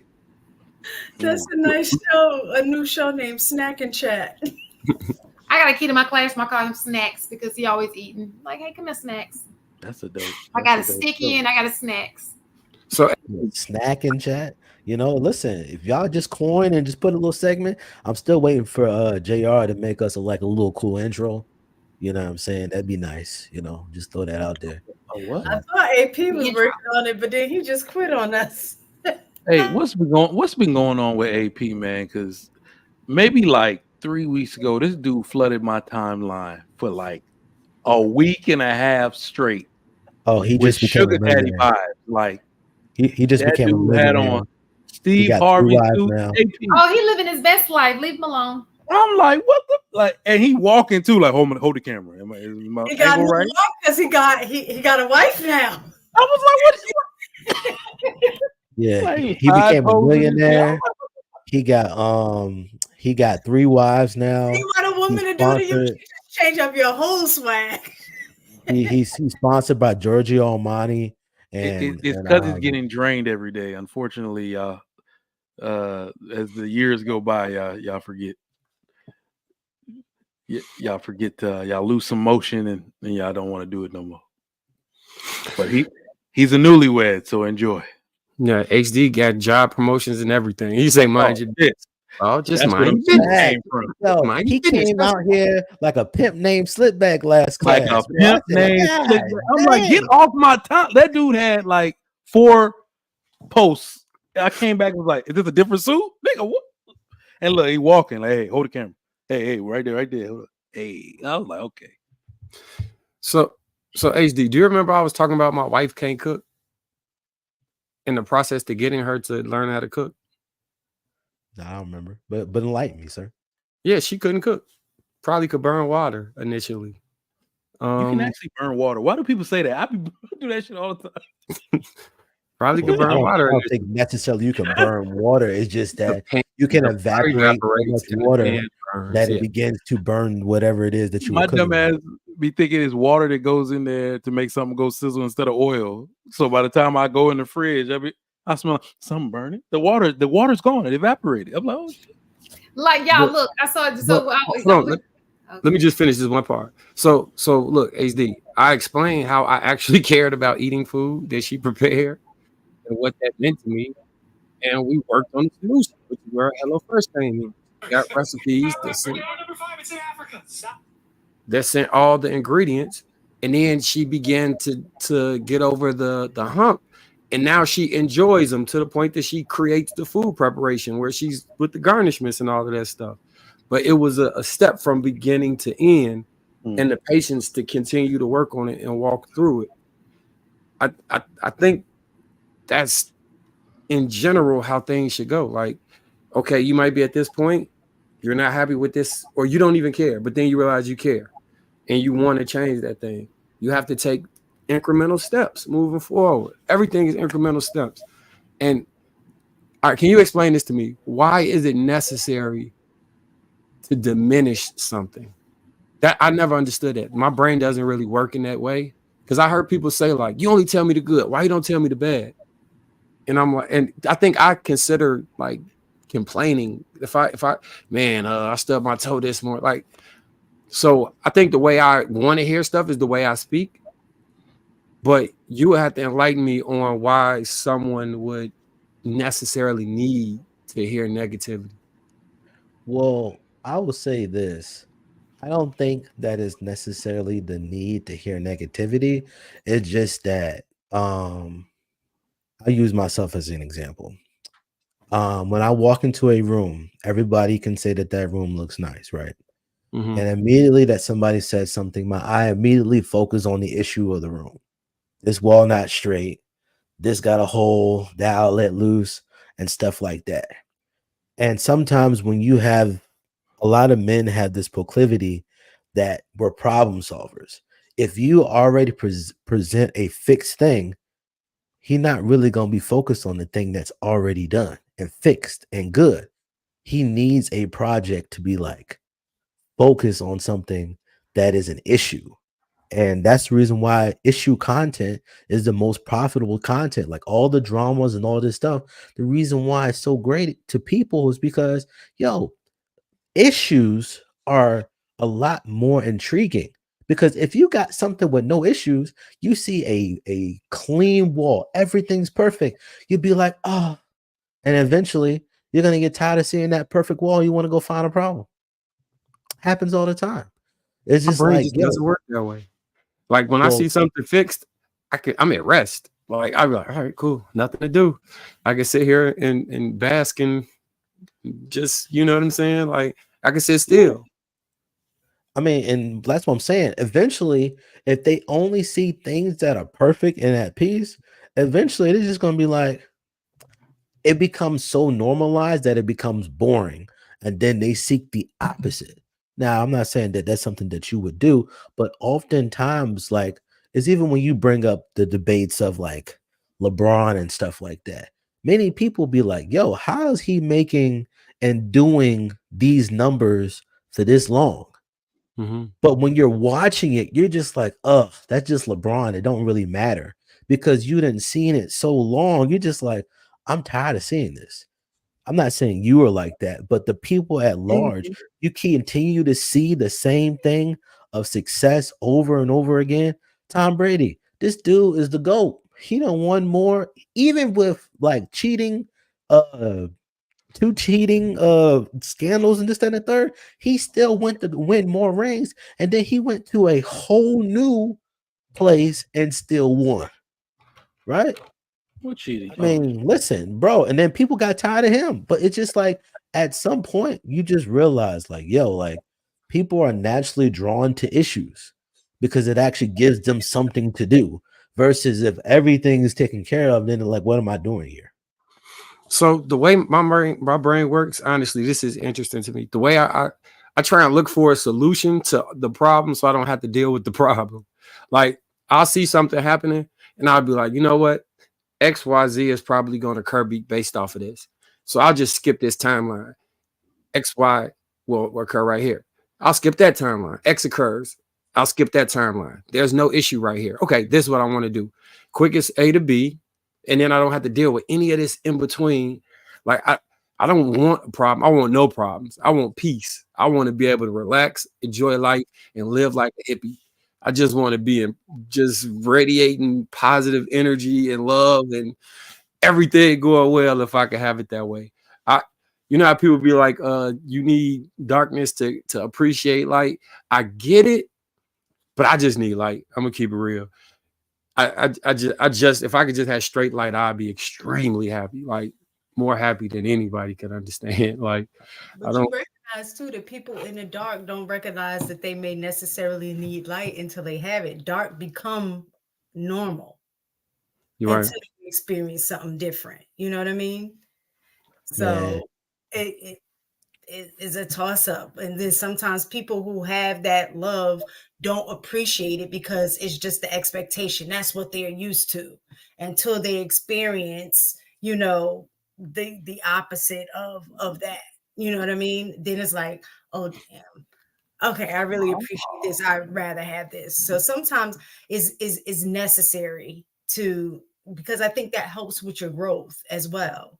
Is experience, and not saying that you need to experience anything. A wise person would be able to learn from the experiences of others. A lot of us aren't wise though. listen, you know how You gangster slow that down. analogy is that, if you're in the dark too long, your eyes will begin to fixate to that climate and you'll be able to see better. Versus if you were, the opposite, if you were in a dark and brightness, eventually after you get initially blinded, your eyes will attune to the light. That's a very astute example. But I think the way that my mind operates is I know what the perfect line is, and I attribute this to like percussion. We got these kids from ages 10, 13, 15, all the way up to like 17, 18 in our like high school line, right? And when they play things, I get so fixated on the one thing that wasn't right. Literally, they could have played everything really good. But if this particular technique is off, or I want perfection to some degree so bad that when I hear it, I'm just so sad. When I hear the lack of perfection, it just make me Oh, sad. And it okay. make me want to figure out, why can't we get you to do this? Because I'm also speaking from a point of I didn't spend so much time and built up these habits that is second nature to me. I'm trying to figure out, okay, how can I replicate me in these kids? Right. And that's been the challenge, because some kids get it. And I realize all the kids ain't gonna be sweet. Cool. Fantastic. But when they play together, I don't care that everybody ain't gonna be quote unquote sweet. I need, when y'all are together, that y'all care about each other enough that when y'all play together, y'all sound like one drum. Because there's nothing more attractive to me, or just a beautiful sound, than when a snare line is playing this double stroke roll and it sound like one drum. And I'm like, oh my God, it's and it just pains me to hear just one little tick in the back, and it just it makes me sick. Makes me sick. Yeah, but I agree with you. There, a lot of people would benefit that if, when they see problems, they were more solution based and they want to get better outcomes, and listen to you and be like, hey, listen, this will probably give you a much better result. You need a better filter system, and you need to understand these things out the gate for you to get the results that you need. Right? You know what's People will benefit from that. You know what's frustrating though? We I don't know. I think we it's like world aid. We were indoctrinated as kids to think help actually works. Help is just help. It's temporary. You see what I'm saying? Like, all of the aid that Africa has received, the damn near $1 trillion, they haven't built many water wells. They just keep bringing water. You see what I'm saying? You can't, like, when we talk about help, that's why, I know that I have an obligation to children to help them, to not deny them when they seek advice, and to provide them opportunities where I can, specifically for them to excel, check on to see if they're excelling in all of that. But when it comes to like these spaces and the help that we can give people in the form of helping them make the decisions we make, I realize we're doing the work of 99 to help one, because you have to raise these people. You know what I mean? When women say y'all need to talk to these men, I ain't talking to nobody. That shit don't work. We need to raise these boys. That's how you get this version of a human being, a functional adult that knows right from wrong, that won't put his hands on a woman, that won't get upset at his ex-girlfriend and shoot her 4 times in the chest. You raise a man that can't do things like that. Who gonna go talk to that dude that just shot that girl in the street like that? Hey, talk him down. Tell him to put the gun down. They were trying to talk to him from the damn balcony. You think he was listening? You got to raise somebody who's not capable of doing those type of things. And that, that's why I don't find like a lot of these spaces as a lost cause. It can help, but for those people that are willing to listen. There are people that show up, and it's just like they, amongst all the fluff, all the pushback, all the people that are naysaying, there is somebody that's like, I've heard this enough. I've seen points in my life where it's proved to be true.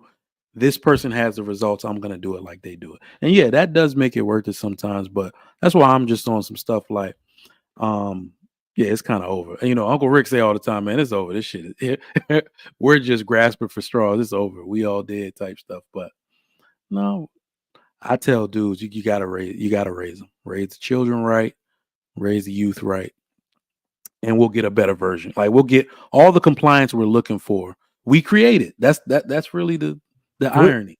When do you give up?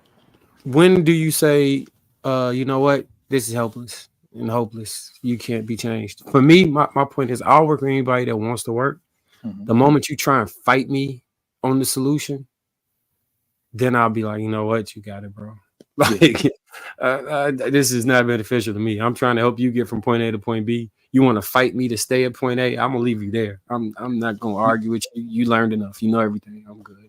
Do you know what the give up point for me is? You know how, I thought about you when I had this discussion. Pause.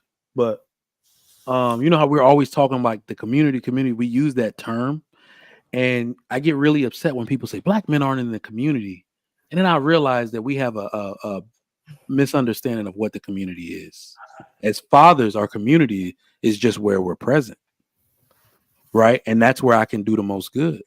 They will send texts to our phone and be like, we need dads this Saturday to do blank, blank, and blank. And I usually, because I work from home, I'm like one of the first dads be like, I can do that this Saturday from 8 to 10 a.m. That's me in my community. Where I'm supposed to be present and helping is where my children are at. What's the demographic of that community? Oh, shit, I don't want to tell you. You know, but you know what I mean, man. What I'm saying is it could always be a group of people. Like, we could move around each other and create that for each other. So when people say black men aren't in the community, it's like when we create one, when we find each other and want to create those opportunities for our kids, put on events, put on workshops, how to tie a tie, our kids will benefit from our presence. We naturally are present where we're at when we create that, for ourselves. So. Which has been my argument the entire time, because when 70% of the community that looks like you is Trigger Mike, then you get better results versus Trigger Mike to the community that already has the results that they desire and fit in there. But I'm not trying to go deep into that hole. Yeah, but we've paused. Yeah. What'd he say? He said into that hole. You didn't specify what kind of hole, but yeah. Pause. My fault. Right, but Marcus, it was something that you said earlier, and I wanted to ask you, because you was talking about your wife and how she did not know how to cook, and you took the time and y'all looked up recipes and stuff like that, and took some time and patience. Do you think, I was gonna say men as a whole, but since we're typically usually talking about us as Black people, do you think Black men lack patience enough to take the time to allow a woman to grow and learn? I think it's complicated, because I think the thing, from what I experienced from the men that complain the most, I think they lack a real true understanding of nuance and how to bridge the gap between what you want and what's currently where we're at. And that requires patience, but patience, I don't think, is the whole issue, if that makes sense. Explain a little more. So it wasn't just, hey, I want you to cook. You need to learn how to cook. It wasn't that. It was, this matters to me. This is why it matters to me. Oh, you're trying. Here's support. I see you did this better. Reward. Oh, this is looking good. Reward. I see you trying. Reward. Oh, damn, you actually got this shit on point. Reward. Oh, now I expect it. Praise. Now I can champion that you do this thing that I'm proud of now. Reward that you at the beginning couldn't. So I think a lot of times people will go, hey, I want you to learn how to cook. Oh, you can't cook. Negative. Now I don't want to cook for you. Or, hey, can you cook me something to eat? The person may not know how to express that they don't know how, because they might feel you'll look down on them or you'll judge them. So instead of them saying, hey, no, I just don't know how to cook, the response may be, nigga, fix your own food. The issue might be that I don't know how to cook. But the greater issue is I don't feel comfortable enough to tell you that, hey, this is something I struggle with. I never got taught this before. And I'm embarrassed. So instead of helping somebody, like, you know what, it's okay, let's work on it. Let's be it's that initial way people communicate with each other.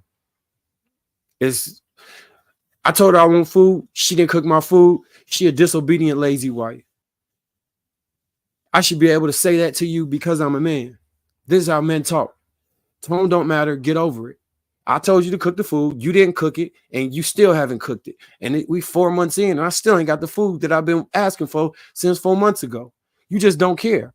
You just did. When really diving into the issue may have unraveled something else.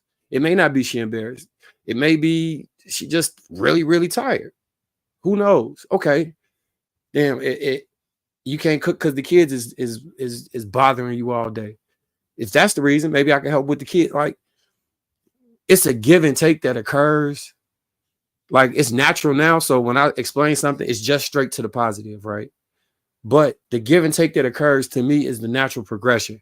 Maybe I'm leaving out the progression of how things work because I'm like, that's minutia. Like it's like, but that's my arrogance of ignorance or ignorance of arrogance, however you want to say it. I would assume that people will understand that that's how it would go. But no. So I get it. I learned something new. Hey, that brings it full circle because when you say men, you said men don't have the patience. I don't think anybody. Asking. No. I took that like I was thinking about it when you said it, and I was like, nobody really has the patience for what's lacking from most of our society now. And it's not like what Marcus said he did with his wife.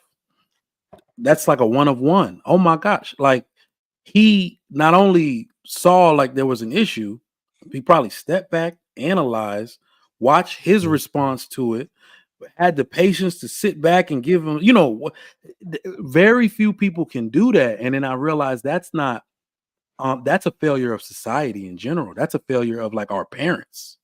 You see what I'm saying? Because Marcus did it the right way. 9 other men will fail. 9 other will fail that because what used to happen is that we all as human beings have the grace, I think, the grace to allow our significant other to mature beyond their inexperience. So you can usually tell when it's like they're just inexperienced. And then those things actually get better where she used to pop off, but now she waits a second and be like, I ain't like the way that went last time. So, those are just the natural growing pains of any relationship. But then it's like when he said his wife didn't cook, and when dudes say that, they just stop the statement right there. There's never a change involved in it. My wife don't cook, period. So that's a life. Like you have to be taught, and that's why I said you got to raise people. Most people have to be raised into these behaviors because they can't really develop them. And then their significant other won't give them the grace to learn it. They start holding it against them. And then the relationship deteriorates from there. Because you can't cook. Like, yeah, you look and almost in their mind, they start looking for somebody to replace all the things that's missing from, that spouse. So I'm like, wow, we actually do have a very steep hill to climb. Because I realized that like a lot of people weren't even raised to engage in the relationships properly. A lot of women can't cook. A lot of men aren't going to have the patience. A lot of men don't even care in the beginning because they don't know that it's not even just necessary for them. If my wife couldn't cook, I'd worry about the children. They're about to be fat as shit. Now, that's actually what spawned it, Sugar Mike, because I know how to cook. Yeah. So I was like, I can cook, it don't matter. Now I was like, oh, you got to feed these kids. You can cook. That was the foresight in it. Like, yup. And then it'll start becoming contentious. You want your kids to be fat? This third time we have a McDonald's, like, you see what I'm saying? So I'm like, oh man, a lot of people, it's just set up for relationships to just go bad because people don't have the skills. That's what it is. That's the word I've been searching for. People just don't have the skills. Man, if I could tell y'all about my wife, like, she had so many characteristics of my mom, but the part that I liked the most is it was just so effortless. You know what I mean? And it's almost like a breather. Like, whoo. I was about to say I had spent the night one night. I think it might have been the first time I got lucky or something like that. Did you just do the I remember that shit because I had waited, boy. I had waited. And you do that wake up like, huh, where am I? Oh shit, I'm at her crib. Damn, where'd she go? This lady downstairs cooking breakfast. Like, she's like, put your clothes on, nigga. I got class. Like, you see what I'm saying? And she done made me a bagel with eggs and turkey bacon. And she's like, how do you like it? But this is the thing. While she's talking, she moving. Like, this is what she do. She's not trying to impress me. She getting ready for her. Like, that type of feminine thing, like, it make a dude go weak at the knees. Like, when you see that, like, this is just the way this woman moves. Bro, it ain't got nothing to do with me or, that type of shit, man. I'm like, okay, she has these skills. And if I don't take her off the market, another dude will. That's the way. But Trigger Mike, if like what you saying is ideal, right? But if somebody doesn't have it, how do we teach people how to foster the environment in order to create the skill That was going to be my question. produces that effect. There is one thing. It had something to do with something HD said about getting married early. HD, you know the pushback they're going to give to that. Somebody already put it in the chat. They're going to say the groups of people getting divorced now are the people who get married earlier, and I don't think the correlation and causation match. I don't think it matches at all. A lot of people that are getting married early just come from this subset of people that don't know how to be married at all, and a lot of them, their parents weren't married, so they never had any example. So to answer your question, Marcus, I've lost sight of this. In fact, I stopped practicing it myself, and I had to go back into it. That's why we joined so many groups. Married people are supposed to be in groups. You aren't supposed to be accountable to each other, like not necessarily just to each other. You see what I'm saying? You're supposed to be accountable to your extended family, your community. There's supposed to be so many people. Your marriage is supposed to be like an organizational chart. and you and your wife might not even be at the top of that organizational chart. It's supposed to be so many webs of people that come in and check on you. And a lot of the gripes that we have with each other, Marcus, the woman will go seek toxic advice on how to deal with it because she wants to be validated. Could you imagine like most women going to an OG wife and they being like, look at here, little sister, I know you might be fuming, but you handled that all wrong. Do you want to feel right, or do you want this problem to go away? Let me tell you what you need to do. Those are the people we need to be linked with. So people that are married, people that are in relationships, they need to be in groups where the top person at that hierarchy is a group of married people that won't let your marriage fail by any means. They will always tell you when you're wrong. Yeah, I called you over here so you could cool off, but I was just waiting to tell you wrong as fuck, nigga. You know what I mean? I got people like that. I'd be like, damn, man, I knew this thing was about to be on my side. They will hold you accountable to everything you do wrong that is detrimental to your marriage, and they will let you see how to affect your kids, how to affect you later. You know, if you do that, you're giving them some ammo to come back and say, they will let you know everything you're not seeing while you're infuriated, while you got the. So that's what I think most of these people are missing. If they had the people to stair step them through the process, they'd be a lot better off. I think one of the hardest things now is, you know how when I say something, I know this really pisses a lot of people off. When I be like, as a man, you're responsible for everything. Everything falls back on you, so it's your fault. The non-acceptance of that one statement creates all the other issues. Fighting that statement is what makes you have any of the other issues, because if you've accepted responsibility that, hey, if I want this to be done this way, I need to figure out the system in order to get it done this way. Then you figure the system out. But if you say, I want it done this way because I'm in charge, you need to do it this way. I don't care how you do it, just figure it out, and leave somebody to their own devices. And you come back and it's not done. Most people will get mad at the person for not doing it. In that scenario, I'll be like, God damn, I didn't give you no instructions. We didn't create no plan. I didn't walk through none of the issues with you. All right. What's the first thing that's stopping you from moving forward? Okay. Let's get from here to here. Back to the incremental steps. Let's get from here to here. Once you master this, then we can move forward. And while teaching you the step, also trying to work mentally with you to get some type of process to problem solve. So some of the issues that maybe you would have came to me had we not had the initial conversation, you can get past till we get to the next big thing. And now you're able to not only do, like, I think leaders create leaders. So like men are leaders, they should create wives that are leading the children in response to your ideology because they adopt that. So in order to properly do that, you've got to work with them for them to understand your ideology in totality so that they can answer how you would answer and be how you would be. So that when you're not there, you know, okay, Dad said we're not doing XYZ. And I understand why Dad said that. So I'm holding that standard. And now I can apply it effectively, as opposed to, he said, don't feed you chips.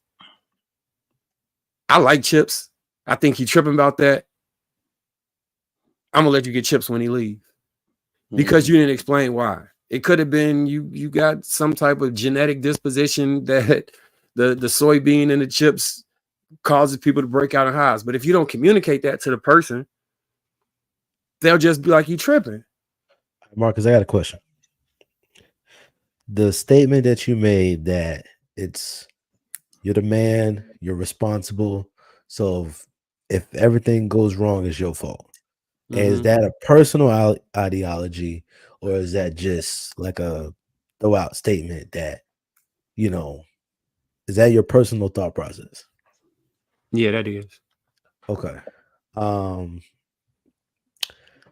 I understand that thought process because I do take a lot of personal self-reflection and be like, all right, here's my part to play on this. Here's how I can easily see a lot of people having an issue with that statement. If you're responsible for something, I kind of look at this like a head coach. That sounds like a head coach mentality. If the team does well, you get the benefits. If the team does bad, you get the blame. But at the end of the day, that person that the quarterback threw the ball to, he dropped the pass in the end zone. That's the reason why you ain't win, right? And I think when you understand that, or when you look at it, it's not necessarily about understanding, but when you look at all the other things that you can't control that also contribute to the fact that this helps with the failure, that's how you can see, I can see a lot of people being like, I understand what you're saying, but in truth, that's not actually accurate. So here's how that would apply. This is the thought process I would enact in that. Okay, he dropped that pass. We gonna throw so many passes. That's that exact same pass that you catching them in your sleep. Like you literally waking up, oh, I thought I missed the ball. You know what I'm saying? Now you weren't trained adequately enough for that. You went out, you tried, you didn't complete the task. If I'm accepting full responsibility for that, I'm accepting the responsibility to make sure your training is adequate to get you to the next stage. If I say you should have caught that and I'm mad at the player, one, I don't know if you ever heard people say the coach is in my head. You ever heard that statement? Like when it comes to athletes, it'd be like some players that was good, but they never produced. And a lot of them would be like the coach was in my head. When they feel like that, or the coach won't let me play my game, they're like their mind is fighting against doing the thing that would produce the best result. Because now self-doubt, self-consciousness, and what's it called? Self-doubt, self-consciousness, and just fear, anxiety starts to creep in. And the looseness you need, like people perform excellent when they have confidence. A person that's scared to fail is not the same as a person that expects to win. If that makes sense. If you have somebody on your team that's scared to fail, they'll more than likely they'll more than likely fail at some point. It's almost like you manifesting it. Your biggest fear is what's going to happen. Just like if you expect to win, they'll more than likely win at some point. And I get the head coach thing. Well, the main thing I think an effective coach can do is figure out a way to instill confidence in your players that what we train can adequately transfer. And when they make a mistake, get them the grace to figure out how they can improve versus harping on the mistake and giving them anxiety and all these other things that come from that. Because people are going to make mistakes. Nobody going to be perfect. If you catch 95% of the passes, we're doing pretty good. And if you're catching 45% of the passes, let's get to 46. I mean, listen, I'm with you. Progress is the game of the game. If you only shoot for perfection, you're only shooting yourself in the foot. I agree. But progression should be the name of the game. But I just think that some of these things, like even when you talk about relationships, right? I think that sometimes you realize that people are going to go after the path of least resistance. And then also you got the caveat of this person wasn't doing this before you met them. If she ain't cooked before, why all of a sudden you want her to cook now, even though you got reasoning and stuff like that? It's like, listen, why are we even arguing about something that, you know, I can just get somebody else to do. Because that's another thing that we got. The issue now is that everything that a man or a woman can do, you can outsource it. The reason why she going to McDonald's is because she worked all day, and it's faster to grab McDonald's than it takes for her to actually make a meal. You know what I'm saying? So it's just Why like, gotta be McDonald's though? well, I mean, I'm with you, but there's some people that love McDonald's. I can't stand McDonald's. There's only two restaurants, fast food restaurants, that I'll pull up to a drive-through and I'll go to. There's Chick-fil-A, which apparently is full with GMOs, and then there's Cookout. Right? That's it. These are only two things. There's only two things I go to, and I rarely go to those. Everything else makes my stomach sick. I can't imagine even going back to McDonald's unless it's breakfast. And Burger King is so off the rails. I don't even know why anybody still go there, right? But it's just like when you see all of these different options as far as like takeout and stuff like that. To me, if you're going to any fast food restaurant or a sit down restaurant or the grocery store, all of these things cost relatively the same. The problem is that when you spend the same amount of money at the grocery store that you would spend out to eat, it might still hurt a lot, and all you got was three things, but you can make more meals from the $15 you spent at the grocery store than you could at the $15 you spent at the restaurant. You know, you get one serving versus you might get two or three if you're budgeting correctly when you're going to the thing. But yeah. So I think that translates to life, right? If either you do all the hard work in the beginning, grocery shopping, food prepping and meal prepping, so that you have those additional meals, or you wait to the last minute and you get it done. It's easy to procrastinate with a lot of stuff. I get it. I procrastinate a lot too. But I think relationships, I like that analogy. You do the work in the very beginning of the relationship, setting the parameters, setting expectations, having realistic conversations about what you expect and how we can potentially get to that. And then in the end, you don't have to worry about having an expectation of somebody that you probably didn't properly communicate. And now you're dealing with the backlash of missed expectations and anger based off of that, which turns into a fight because you didn't set a clear parameters for how you would engage when it was conflict. And now y'all broke up. For you to start over again. A lot of times people tell me I'm not doing all of that.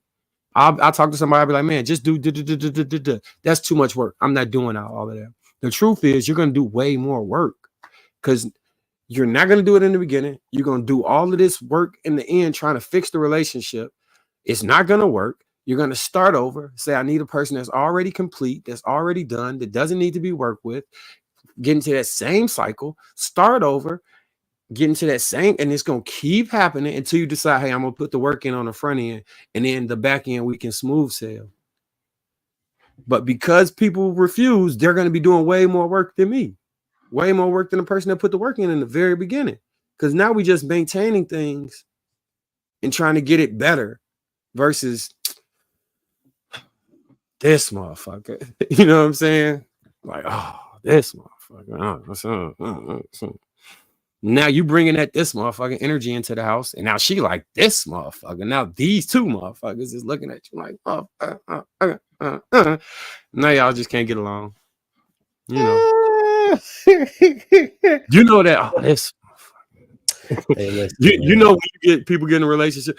So, and the reason I say it'll work, it is that regardless to be because my wife had one boyfriend before I met her, and they fought. She didn't cook. All the stuff that didn't happen then happens now. Why? Because it's a process to get to that point. And I'm saying you can replicate that process. It might not be to the same result, but with the person, if a person to go on a date with you and potentially like you, you can replicate the same result. Hey, she only had one guy before you? That's crazy. Yeah. So we got a lot of teaching to do, man. That's how you get them. Because when people be like, "Oh, women hoes," I'm like, yeah, that's partially true. But the way you get around, So, all right. No, Before no, we no, end this no. I show, didn't mean that. No, what I mean is that Mike, before we end this show, I got a question for you. Yeah. Is the gender war over? Yes. Yes, it actually is. Who won? It actually is. And I'm trying to we both lost. We both lost. Nobody got what they wanted in the end. Everyone lost. That's usually what happens in American wars, which is ironic. No, we both lost. The community died. It died. Nobody gained anything. Children suffer. What is this, Generation A? Who would he call it people now? I think it's so bad I realized that Alpha. Hamp had a show where it was like 21-year-olds and shit. I was like, oh yeah.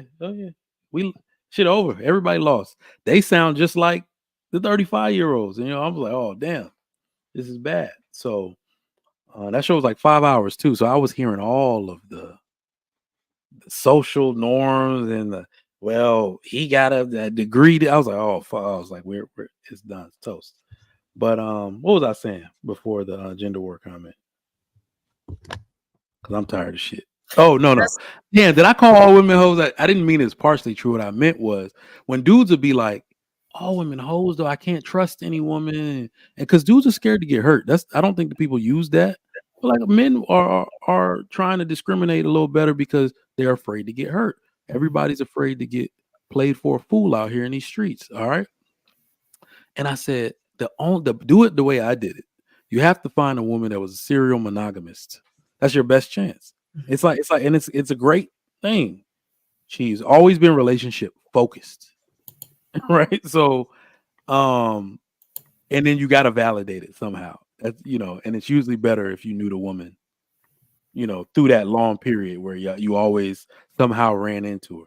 You can always validate, like she was with this dude, like damn, like 4 years. Then she met me, like so that's what I tell dudes now. Otherwise, you don't know what the hell you getting out of it. All right, beautiful people. We are about to shut it down. Quick. You see their faces? They couldn't wait to shut us the fuck up. Like they look, y'all were talking with y'all, but y'all like, okay. Right before we go, I just want everybody to either just share one thing that they learned or a bit of advice that they would give. And then we're gonna shut it down. I'll start. I learned just now, like with Marcus, to exude more patience and increase positive reinforcement to get the results that I want.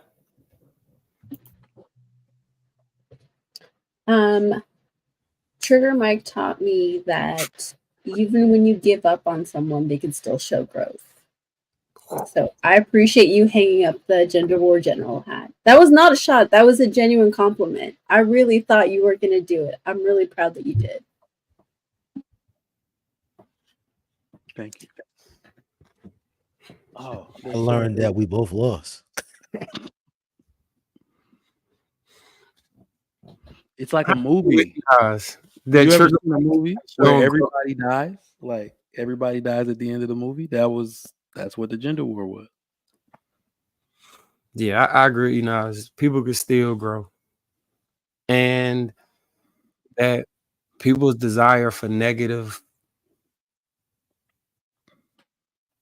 interactions stems from them needing to understand the micro step that they need to take, as opposed to them just wanting. Well, it could also be this, but I'm gonna choose to believe that it's not somebody wanting to knock you down a peg. It's actually them trying to figure out how to take their step up.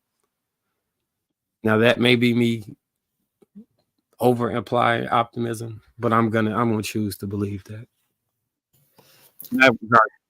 I'm saying in general.